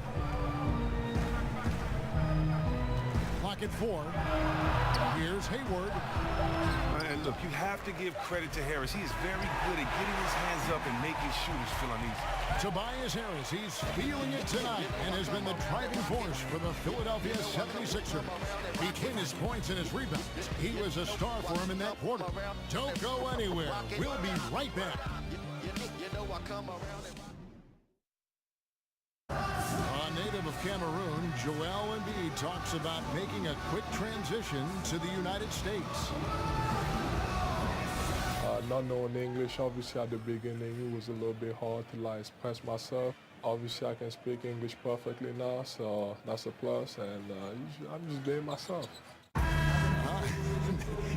And that unique sense of humor, Greg, is a specialty of Embiid. He's a fun-loving guy who's become a must-follow on social media. And the transition he's made has been remarkable. And for those of you just tuning in, the second quarter of action is where we're at right now. And guys, what's your take so far in Philadelphia? Just playing suffocating defense. That's been the difference here for them. And really, for the whole first quarter, they've maintained their intensity. Let's see how long they can sustain it. And now let's check out the lineups courtesy of Gatorade, all fueled up and ready to go. Here's the second quarter of play. So on the floor for Philadelphia, they've got Jimmy Butler. J.J. Redick is out there with T.J. McConnell. Then there's Marjanovic, and it's Harris in at the 4. And that one falls for Tatum.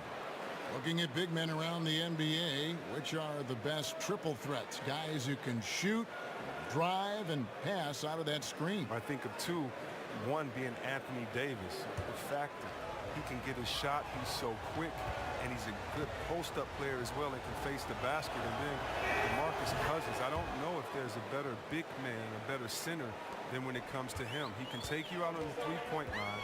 He can dribble and get a three. He can take you out on the three-point line, set a flare screen, catch and shoot the three. He can get it at the three-point line, drive you to the hole, get an and one, and then he can take you on the post and just bully and posterize you as well. So I don't think there's one that comes to mind. He's got a skill set. That list is growing. Now here's Redick after Gordon Hayward's miss, and McConnell gets it to go. Oh man, you better appreciate the unselfishness. When Redick sees an open teammate, as great of a shooter as he is, he's fast at getting him the ball. Now here's Rozier, still looking for his first bucket in this one. Butler against Tatum. No good, shot missing.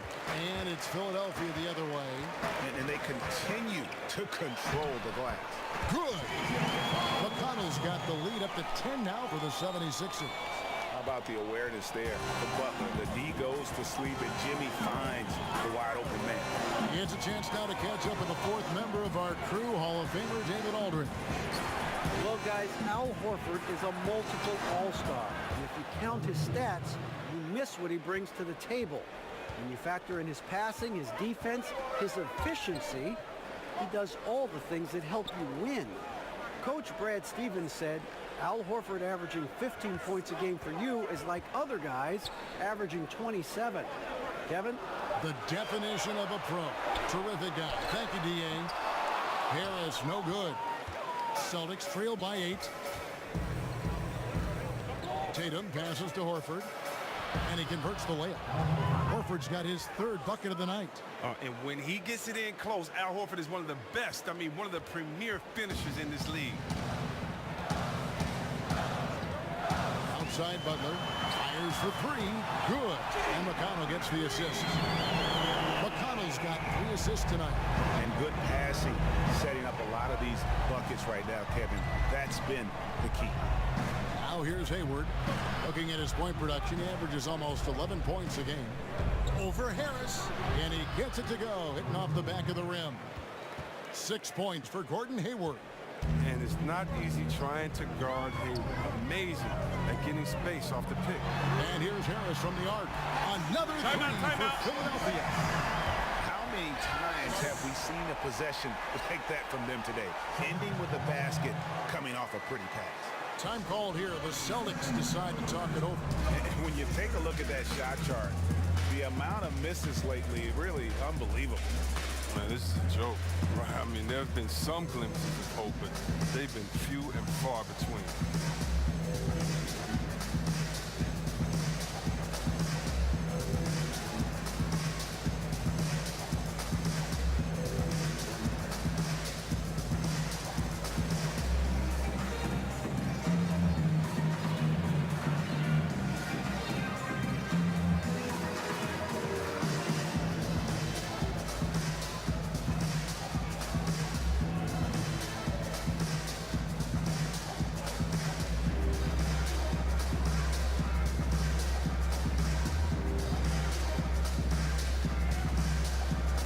Checked in for Jason Tatum. Let's take a look at the teams that have done a great job of converting turnovers into points since the All-Star break. In 4th, the Celtics. And since the break, we've seen them ambush their opponents with that attacking brand of defense. And boy, have they reaped the rewards offensively. Now, here is Irving. He had a 30-point outing their last game against Denver. And we got to talk about his 4 steals on the night. That's a complete performance at both ends of the floor. 2 shots, gentlemen. And Gordon Hayward is a player who's always found a way to add something to his game. Now he feels comfortable going at a defense either inside or out. Great strength when attacking the rim and can shrug off those defenders.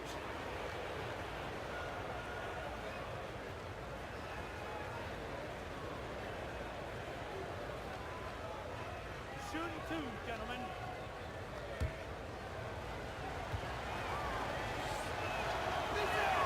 The free throw drops by Hayward. And Greg, you mentioned Hayward's strength. That and his ball fakes seem to be not as recognized as they should be. Yeah, I think Hayward has one of the better pump fakes in our league. Great deception with inside-out dribbles to create space. And the things he does well aren't immediately apparent, but Hayward's terrific fundamentals are what make him a great scorer. He's not making any mistakes up there today. Another solid trip to the line for him. McConnell finds Harris. Marjanovic with it. Fended by Hayward. Marjanovic, no good. Celtics trail by 8. Here's Brown. The basket good off the assist from Hayward. Well, something you never like to see, but guys, he definitely looks hurt. And I'll tell you, this is something you never like to see. Oh, man, come on. Injuries like this can change the course of a game, even the whole season. Our thoughts and prayers are with him. And Philadelphia making a change here. Simmons is checked in.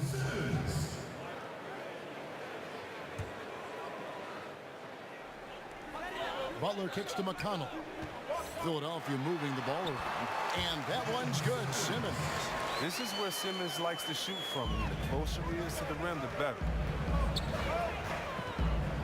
Irving dishes to Brown. Tipped away. Out of bounds. And it goes out of bounds. That one off Butler. Now Now let's take a look at how the shots have been divided up between 3-point shots and 2-point shots for the Celtics. And really, the long ball hadn't been a big factor for him. Not a lot of attempts, not a lot of makes either. Nothing wrong, though, with probing inside on days when the shots aren't falling. Now here's Brown. He's been a reliable scorer for him as he's averaging up over 13 points a game. That's a big boy bucket by Horford. He just used his delicate touch despite getting bodied by the dude.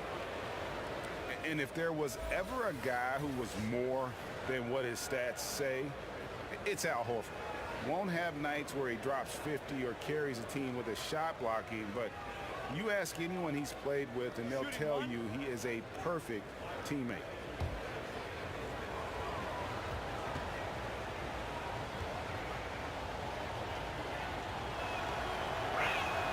That's good from Horford. And the big men who compete against Horford have nothing but respect for him, Greg. Well, it is why he's been selected as an all-star by his peers and why guys like Embiid admire his game. I mean, Horford does all the small things on the floor you need as a big man. He's so humble. He just goes about his game and makes his team better in every facet. Now here's Irving. A dependable source of points for his team, averages just under 24 points a game. Brown the pass to Horford. 6 on the shot clock. Fades away. Misses off the left eye. The game has been very close in a lot of areas, but rebounding has been the one differentiator thus far. Marjanovic finds Simmons. Now here's Butler. Ended by Hayward. He gets that one. And that's now 9 points for Butler. This is what a point guard should do. Simmons is so adept at noticing when the defense is overcommitted. Hayward with the ball. He's got 8. Pass to Rozier. That one rolling around and rims out. Philadelphia leading by 7. Here's McConnell. The shot's good on the assist by Butler. Butler's got 3 assists now in this one. And they're passing the ball very crisply here. Horford kicks to Hayward. And there's the pass to Irving. Again, the miss by the Celtics. For Philadelphia, they've gotten 7 of their 12 field goal attempts to drop here in the second quarter. Up over 50%. Now, here's McConnell. Covered by Irving. Pulls up on the elbow. No good from Simmons. Very dangerous to leave a guy like that open. Lucky break there for the lead. Hayward kicks to Brown. Hayward against Simmons. The Celtics need to get a shot off. Rozier for 3. Rebound by the 76ers. Outside, Redick. Passes it to McConnell.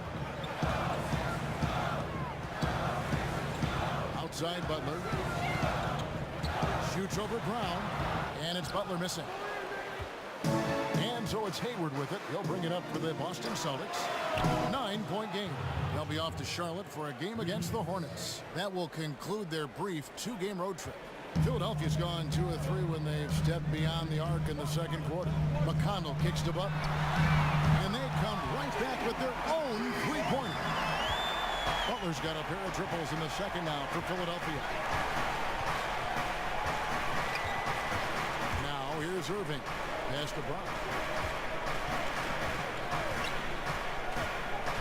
Pass to Horford. And Boban Marjanovic picks up the foul. That's his first foul. And as he's checked in for Philadelphia. And then for Boston. Aaron Baines comes in for Al Horford. And Marcus Smart is subbed in for Terry Rozier. Here's Smart. The rebound by Marjanovic. The 76ers leading by 9. And here's McConnell. He's got 6. Shots good by Simmons. Another bucket down low. They've been the aggressors, taking the ball inside and attacking at the rim. Irving dishes to Brown. He kicks it to Baines. Here's Irving. Lays it up off the glass. Irving's got 6. Irving is just so confident at handling the rock, and why shouldn't he be? His moves are untouchable. And there's the call on Kyrie Irving. That's his 3rd foul of the game. He was hoping to avoid a 3rd foul before the breakup. Now, he might have to sit out until halftime. Embiid, he's checked in for Philadelphia. Scott comes in for T.J. McConnell. Austin also with the sub. Morris is checked in. Now, here's Scott, who's averaging around 5.5 points a game. To the inside. And Embiid throws it down. Superb focus from the big man. Embiid, I mean, you really have to whack to prevent the buck. Well, I just love the way Embiid controls the game and asserts his will on the floor. He's so sound offensively and has a terrific inside-out game. And defensively, he'll always challenge a shooter or someone foolish enough to drive in on.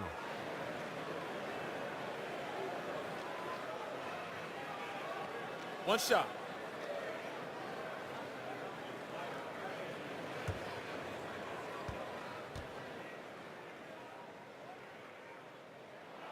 The free throw drops for Embiid.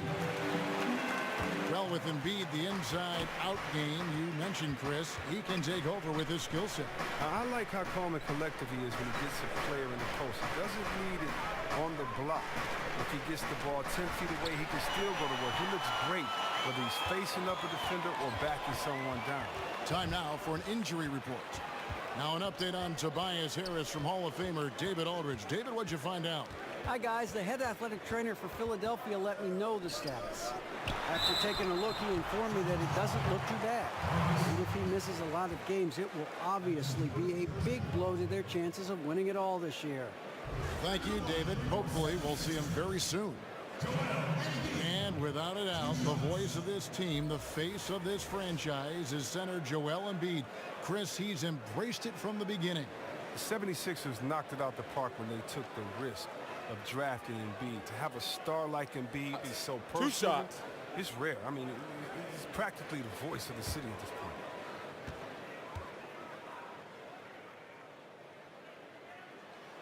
No good on the free throw. Wow, it's all about the fun-loving personality of Embiid because it's just awesome. I mean, this guy likes to have fun on and off the court.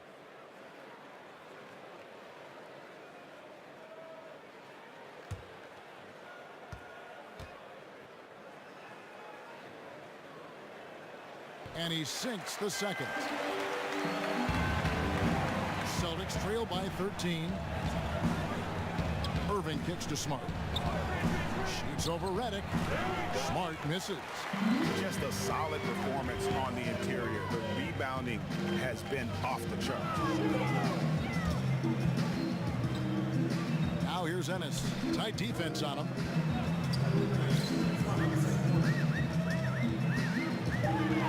Poke loose. And pushing it up. Here's Boston. Smart leading the charge. In the corner, Irving with it. 1:41 left in the first half. 5 to shoot. Here's Baines. Takes it up with both hands and rips it down. And wait to finish and cut into that lead a little bit. Yeah, but look at the basket, guys, still shaking. Simmons inside. Covered by Irving. They grab their own miss. And the whistle blows as the basket counts. And a three-point play chance right here. One free throw coming up. That lead's only going to keep growing if he keeps shooting it like he has so far. The 76ers shooting their 7th free throw attempt here. The Celtics making a switch here. Tatum's checked in. Mind the lanes. Mind the lanes. 1 shot.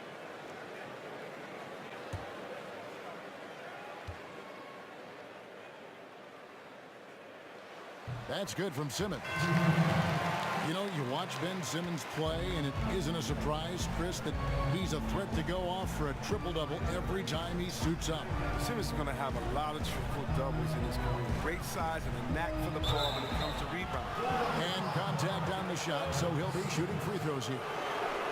He's one of today's great clutch performers. That's Kyrie Irving. Look, think about this. In 2016, Game 7 of the Finals, he hit the pivotal 3 with just 53 seconds left. And that's just the most famous of his end-of-game accomplishments.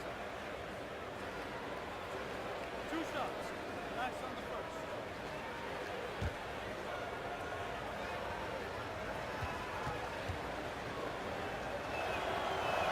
And he makes the first. The challenge with defending Kyrie, Chris, is how to prevent him from hitting those game-changing shots. Yeah, how do you check Uncle Drew? He has the range from deep. There may not be a better ball handler in the game, and he's a tremendous finisher in the paint. He's a triple threat.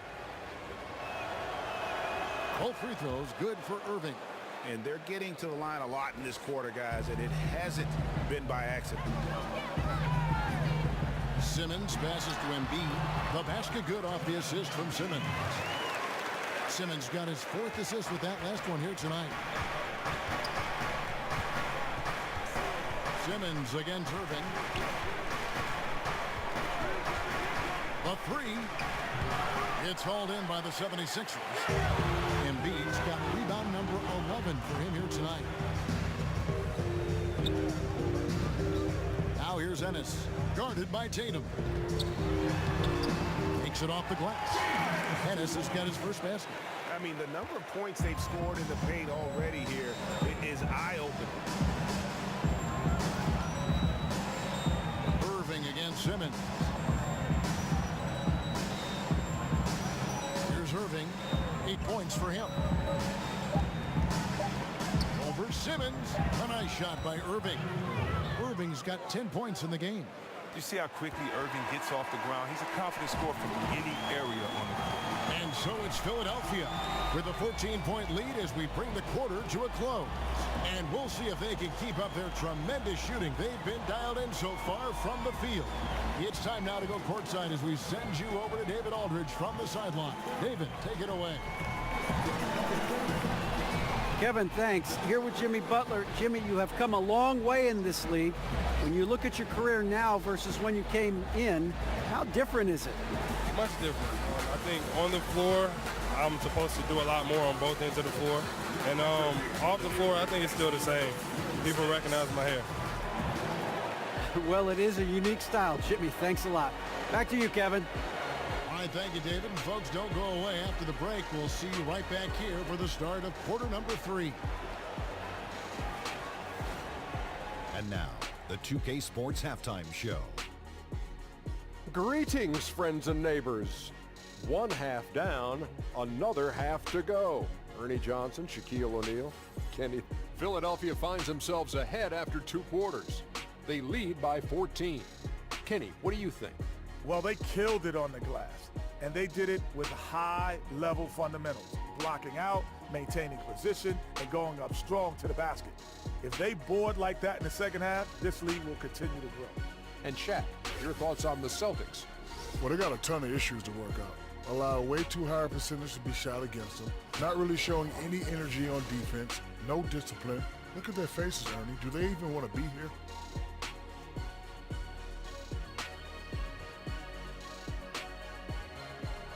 That's all for now. Say goodbye to the folks. Thanks for joining us. 3rd quarter, just about ready to begin.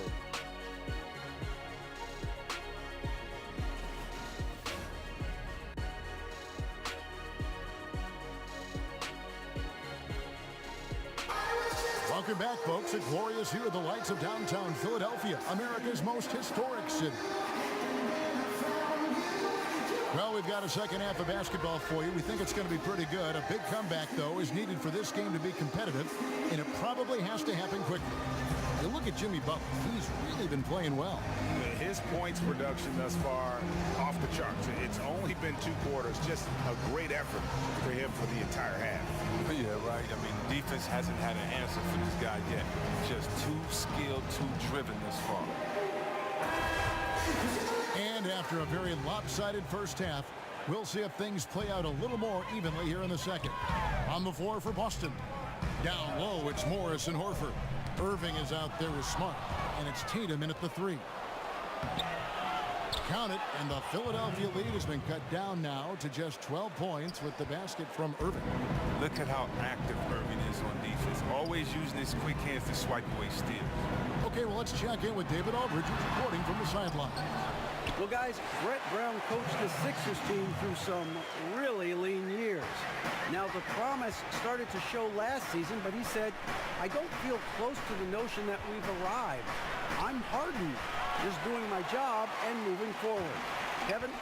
And continuing the process, D.A. thanks. Now here's Simmons. Marcus Smart missing that last shot. Embiid is at the elbow. Outside for Redick.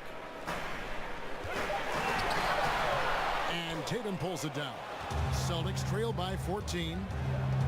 Dishes it to Smart. There's the pass to Morris. Passes it to Irving. Puts up a three. That ball is good for another field goal. His sixth. He is 6 for 9 on the stat sheet. You know, if you're only looking at the way he's played offensively, you'd think his team would have the lead. Now, here's Redick. As you can see from his numbers, he's been a key component in their offense. He's averaging almost 18 points a game. I'm sorry, that's poor defense down low again. It's been a mismatch thus far in the paint. Here's Irving after Ben Simmons' bucket. Irving kicks to Smart. To the paint, here's Horford.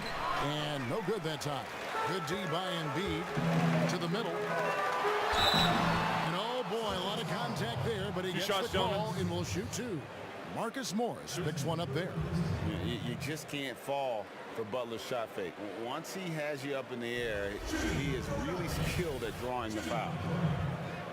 And Jimmy Butler, something of a quirky character, has a ritual whenever he's at a grocery store of paying the person's bill behind him. Doesn't care if it's 99 cents or 2,000. 2 shots. Last on the first.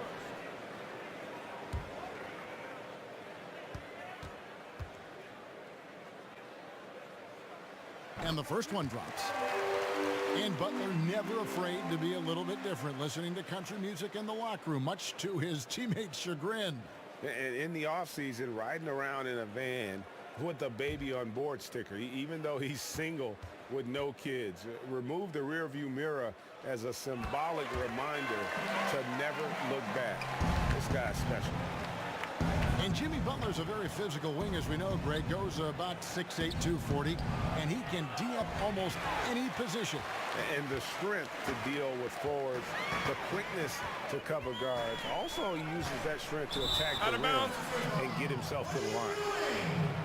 As we close in on the start of the playoffs, let's see how the East is stacking up. You take a look at the 76ers. Right now, they're locked into third place in the conference, looking to get a high seed for the playoffs. And, of course, there's Boston, just a couple spots back.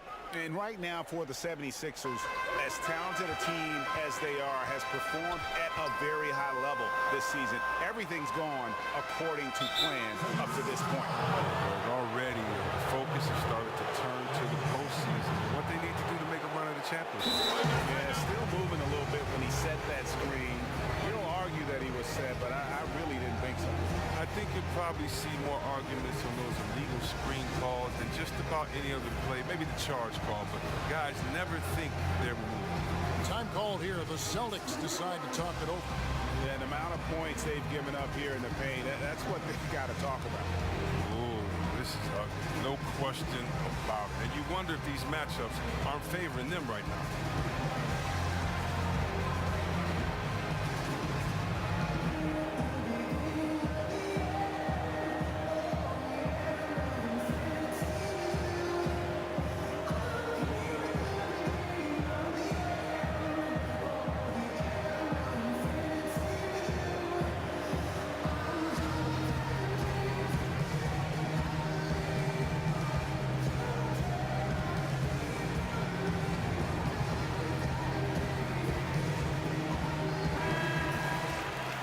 Quick look now at the best free throw shooting team. Third spot, the Celtics. You know, it's really a team-wide talent. You want to foul to stop layups, but against them, you're not saving much. They'll make you pay time and again. Celtics trail by 15. Irving kicks to Smart. Irving surveying the floor. And another one in the scoring column for him. He's 7 of 10 from the field. On a night like this, Irving forces the D to step back and take his medicine. They can't do anything about it. Right side, Butler. Great D that time from Tatum. A good interior D there prevents the deuce. Oh, wonderful anticipation. He reads the play perfectly, then with the quick reaction time. And there's the whistle on the shot. Took the foul, shot misses. He'll be shooting 2. And with all the drama, Greg, that has followed Irving the past few seasons, he reached out to Kobe Bryant for some guidance. And just like Irving and LeBron had to go their own ways, so did Kobe and Shaq. Very few players know what it's like to be in a situation like Irving, but Kobe's one of them. And Kobe gave Irving the confidence to not be afraid of standing out in his career decisions, and so far it's paid off handsomely. That free throw good from Kyrie Irving. Now, the learning curve for point guards in the NBA can be pretty steep, but Irving was a quick study. It didn't take him long to become an elite player.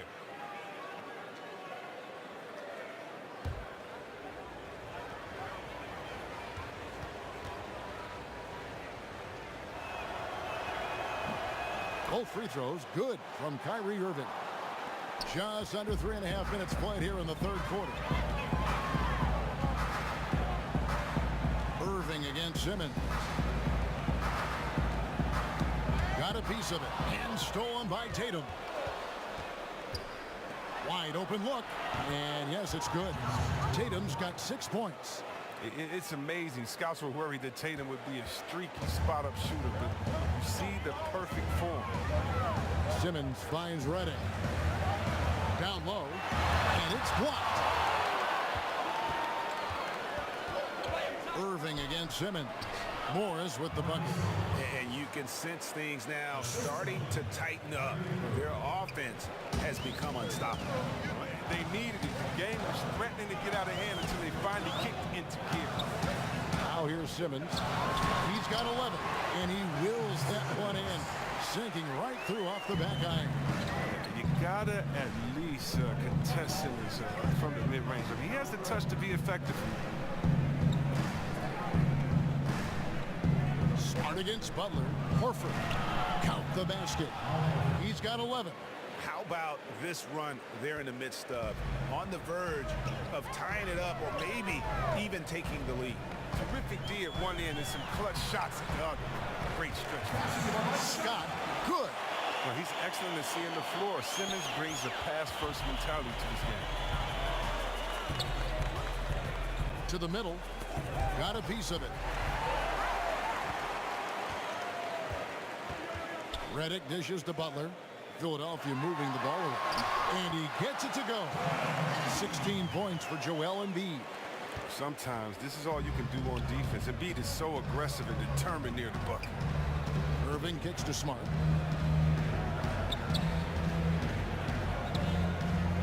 Back to Irving.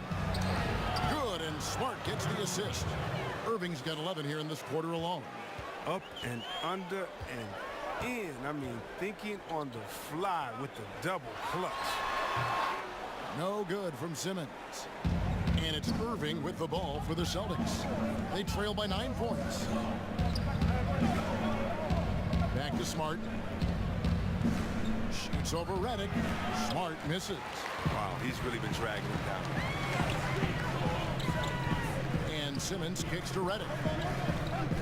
Pass to Simmons. He tries for 3. Embiid, no good. Celtics trail by 9.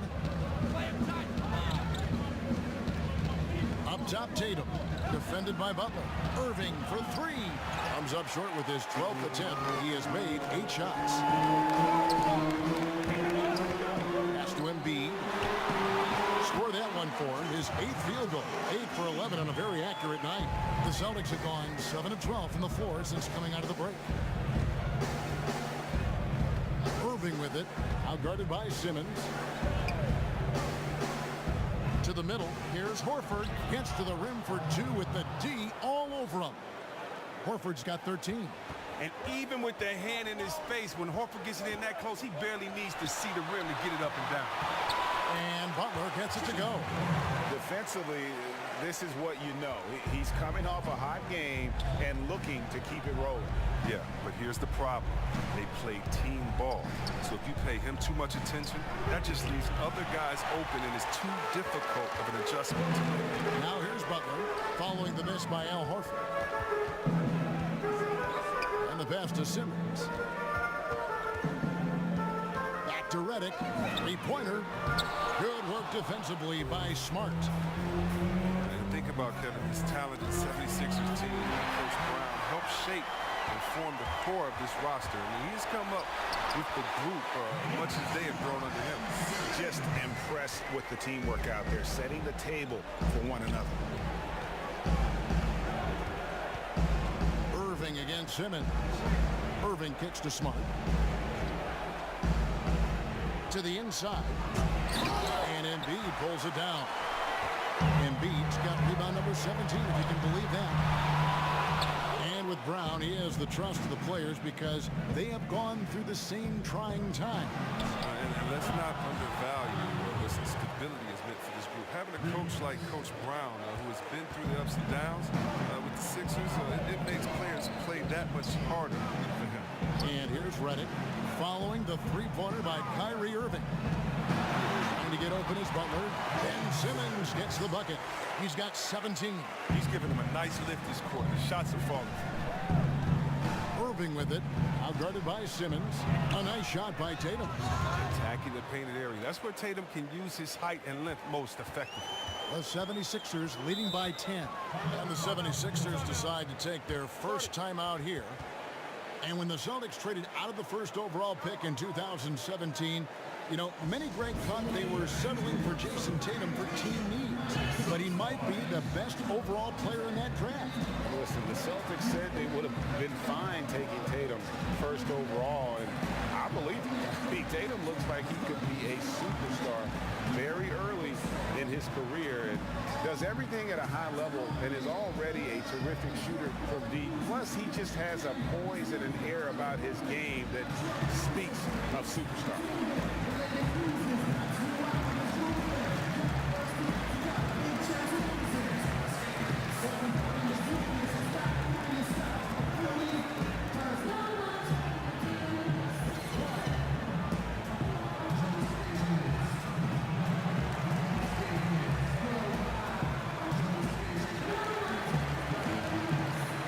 Some changes here for the 76ers. Johnson comes in for Mike Scott, and it's James Hennison for J.J. Redick. The Celtics also changing it up. Gordon Hayward's checked in for Marcus Morris. Jaylen Brown comes in for Smart. And it's Rozier in for Kyrie Irving. Hayward goes in. That's good, and it's Rozier with the assist. That's 10 points for Gordon Hayward.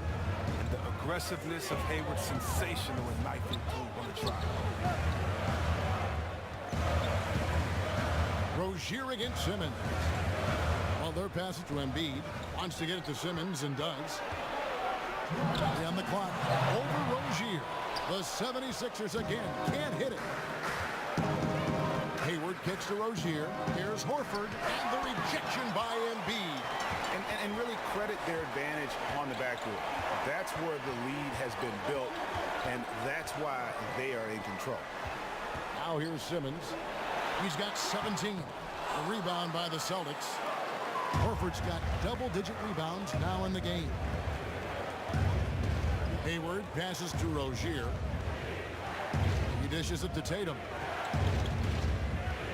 Over in the corner, Brown. And there's the call on Joel Embiid. And that'll be his third foul so far. Daniel Tice is checked in for Boston.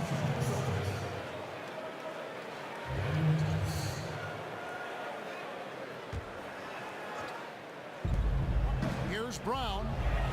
No good. Shot missing. Some solid defense from Butler. Shoots over Brown. And too long on the shot. Celtics trail by 8. Here's Hayward. He scores his 5th field goal. He's taken 9 shots to get those 5. Pretty much all of their buckets coming from inside the paint now. Simmons finds Butler. Back to Simmons.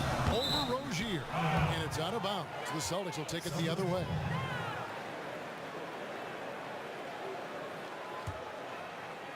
And so it's Boston with it.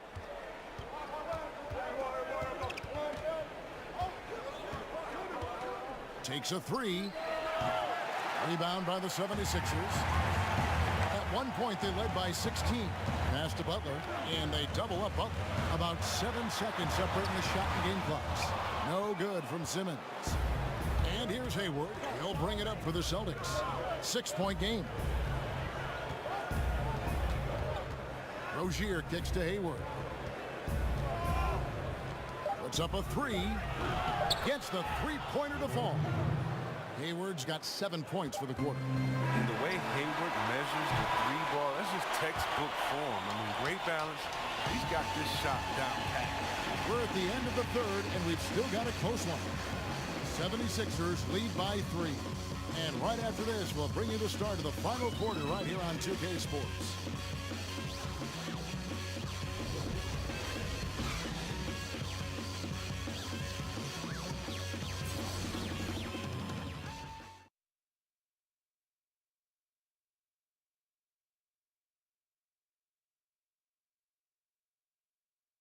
And let's take this opportunity now to show you our State Farm assist of the game. Just true artistry right there. I mean, great decision on where to go with the ball, and how about the perfect delivery? How about the unselfishness? Night in and night out, we see guys trying to force their own agenda. Not that time.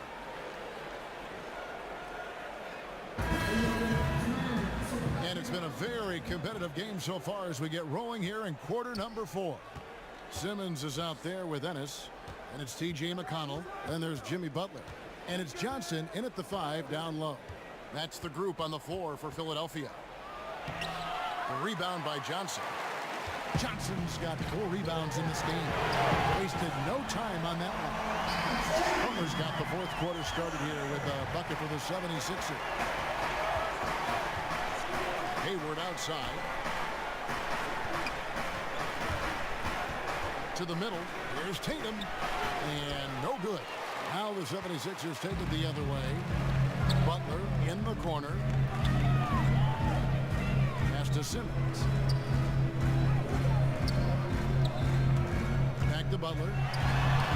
The basket good off the assist from Simmons. Simmons got assist number 8 here in this one already. Celtics trail by 8. Rozier the pass to Tatum. On the wing run. Looking for Hayward. He gets it there. Celtics passing it around. And it's Rozier missing. And this has been an outstanding display on the board, and it's a big part of why they have a lead in this game. Doing the dirty work down low. Now here's Ennis. 6 to shoot. Here's Johnson. And there's a whistle, and it's going to go on Simmons. That's his 5th foul.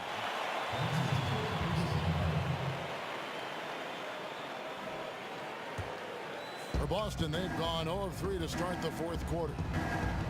Rozier kicks to Tice. Outside Tatum.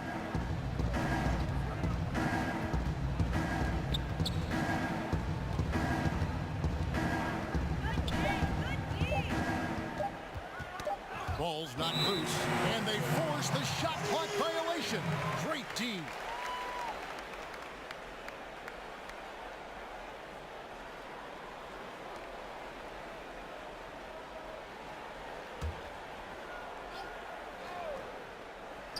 Here's Butler. Pass to Simmons. Back to Butler. Now McConnell. 6 on the shot clock. And Rozier pulls it down. Celtics trail by 8. Here's Hayward. Again, the miss by the Celtics. Give him that shot again. He'll probably hit it. That's a good one. From 12 feet out. And misses it off the right side of the rim. Not easy to miss a clean-looking shot like that, but he manages to do it. Off target with what pretty good look from mid-range. Here's Ennis. Right side, Butler. Shoots over Brown, and Butler gets it to go on the assist by Ennis. 23 points for Butler. And Butler knows how to take over games. Really good with his shot selection down the stretch. Here's Tatum. From down in the low post, it goes. Nice bucket. There's no question about his skills at the offense. Lets it go from 11. No good from Simmons. Celtics trail by 8. Outside Tatum. And the Celtics hit again from deep. Wow, has he flipped the switch at halftime. Much more effective here in the second half. Outside Butler. Kicks it to Johnson. Over Hayward. That one wide left. And so Brown will bring it up for the Celtics. It allows just 7 points here in the fourth quarter. And you know what? He's just not on his game, no doubt about it. Their deficit isn't totally on him, but he has not been an asset for his team. Shots good from Butler. He is dominating this quarter. He sees a soft spot and he's attacking. Rozier the pass to Tatum. Elbow shot. Tatum with another miss. That's one he knows he should have drained. And Simmons kicks to McConnell. And too much time in the lane. They get called for the 3-second violation. And now look at Boston's upcoming schedule. On Saturday, they're off to Charlotte to face off with the Hornets. Then on Sunday, they'll be matching up against DeMar DeRozan and the San Antonio Spurs. And that game against the Pacers, it's going to be an all-out battle. And you just hope they are rested and able to execute their game plan, as it's going to be a tremendous challenge. Inside, Hayward. That one doesn't go. And the 76ers go the other way with it. At one point, they led by 16. Butler against Brown. And he could not get that one to go. A lot of contact, and he'll go to the line for 2. Yeah, you got to love the respect Butler gets from the defense. He's no stranger to getting fouled hard while shooting.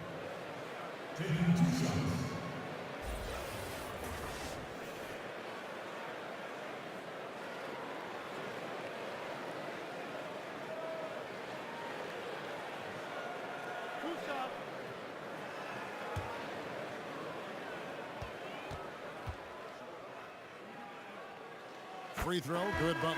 You know, and Butler wasn't a starter until midway through his second season. But since then, his minutes have gone up, and his productivity has gone way up.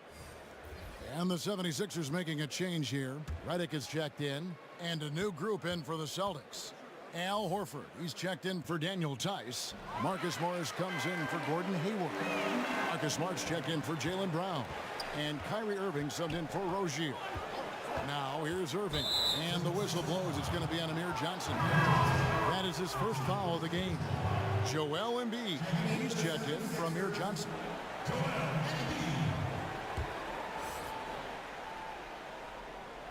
Here's Horford. Morris finds Smart. Shoots over Redick. Again, the miss by the Celtics. Yeah, and they've shown effort and aggression in the paint, really right from the tip. Their rebounding edge right now, massive. 3. And he gets the whistle for the 3-second call.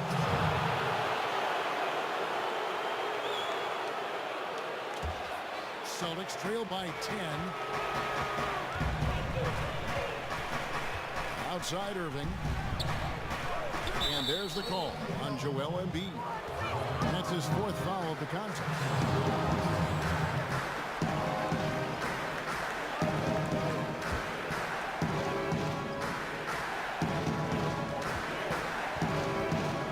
Embiid against Horford to the inside. And foul on the shot. He'll shoot 2 at the free throw line. Wow, look at Morris. Just using that big body of his to draw contact. The defense has a tough time matching up with him.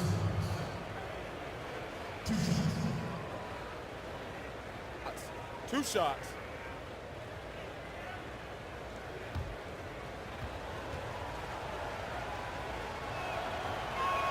And the first one drops. while the shooting of Morris provides his team with is crucial, just a real valuable part of this team.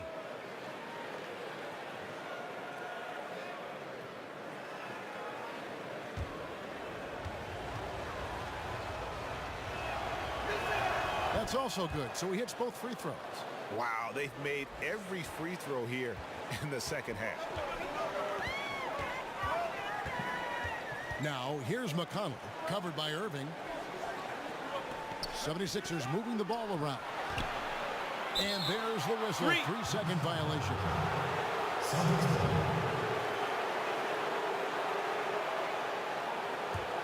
Celtics trail by 8.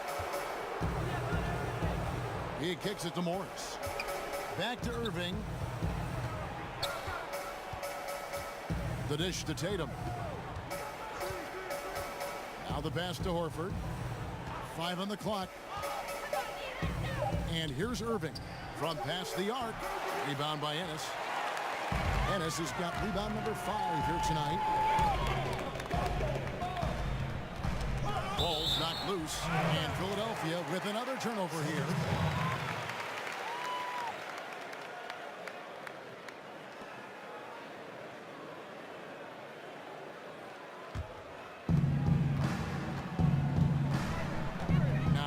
Irving guarded closely. Tatum against Embiid. Tries from 16. That's good, and the 76ers lead is cut down now to just 6 points with that basket from Smart. McConnell passes to Butler. High post, Embiid. The shot's good on the assist by Butler. Butler's got his 4th assist with that last one here tonight.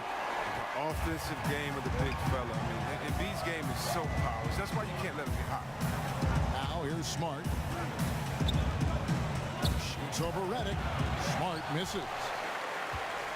The 76ers leading by 8. Outside Butler. Back to McConnell. Passes it to Butler. Down low. Embiid trying to break loose. A shot by McConnell. No good.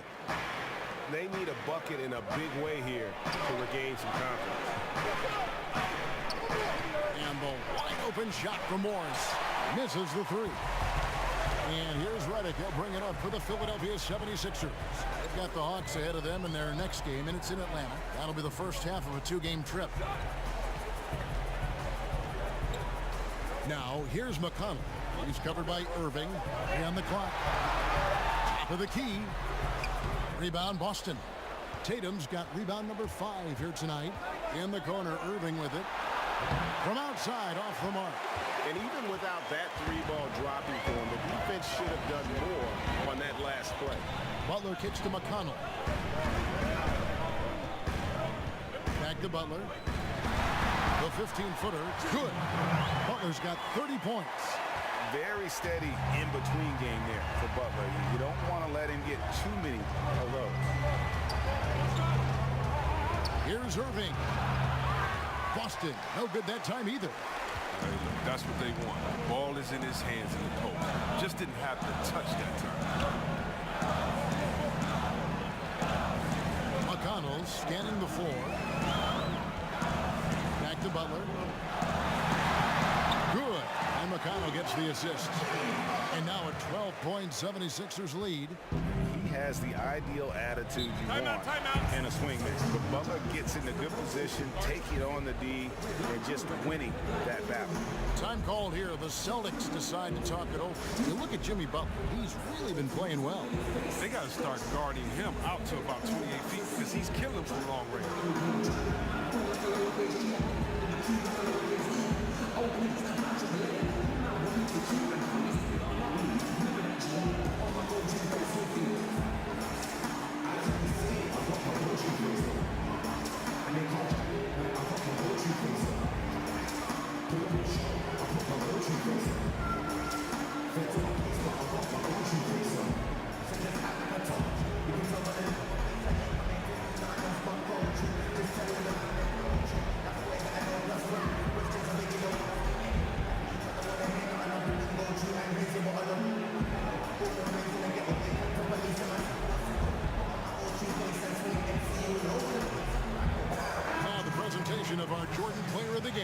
Joel Embiid.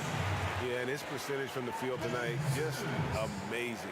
He hadn't just been gunning. He's been picking his spots, and you need that kind of patience and discipline to shoot as well as he had. The better he played, the more these fans got revved up.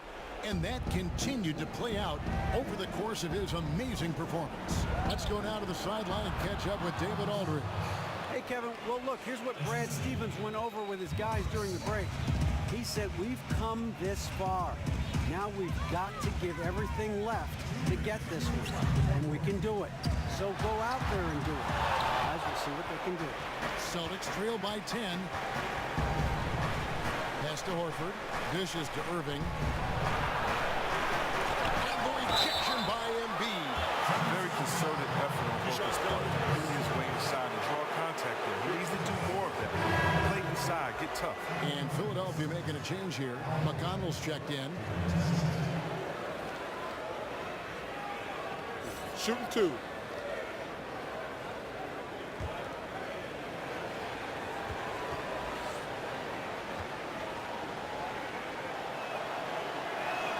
He drops the first one, and that brings them within single digits. And Horford, a pretty steady free throw shooter. I mean, he had a few down seasons, maybe due to those pectoral tears, but I tell you what, he's been right up there around 80%.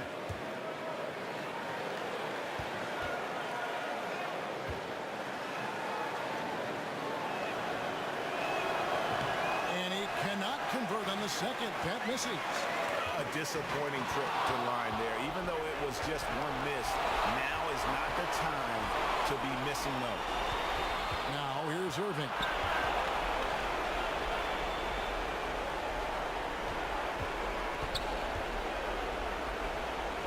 Shoots from 12. Rebound by the 76ers. At one point they led by 16. McConnell kicks to Johnson. Back to McConnell. He's looking for Embiid and finds him. Over Horford. Good work defensively by Horford. Defense recognizing the situation and getting right in his face once he got close to the bucket. Right side Irving. Over McConnell. And it's Irving missing. Things can turn around in a hurry. I mean, can't they? Last quarter, he was lights out. All of a sudden, nothing's dropped. Redick against Morris. Redick surveying the D. Over Morris. The shot by Redick, no good. Here's Smart. Boston again missing. McConnell with it. So the 76ers win it. A confident win and one where they clearly showed the greater effort. Yeah, I mean, it was a solid performance, particularly here at home. And I think they built off that edge of being here and playing with just a little more confidence than their opponent. It's time now to go courtside as we send you over to David Aldridge from the sideline. David, take it away. Thank you, Kevin. Now, Jimmy, you have not been shy about setting the bar high for this team defensively. Now, how do you think you did at that end tonight? We did our thing tonight. We came out, put bodies on guys. Basketball is a game of runs, and they got some great scores, but in the end, we did what we were supposed to do. You got the last run, and that's what matters. Thanks, Jimmy. Back to you, Kevin. All right, David, great job. Thanks so much. And that's going to do it tonight, folks, for our broadcast. For Greg Anthony, Chris Webber, and David Aldridge, this is Kevin Harlan thanking you for watching the NBA, presented by 2K Sports. So long, everyone.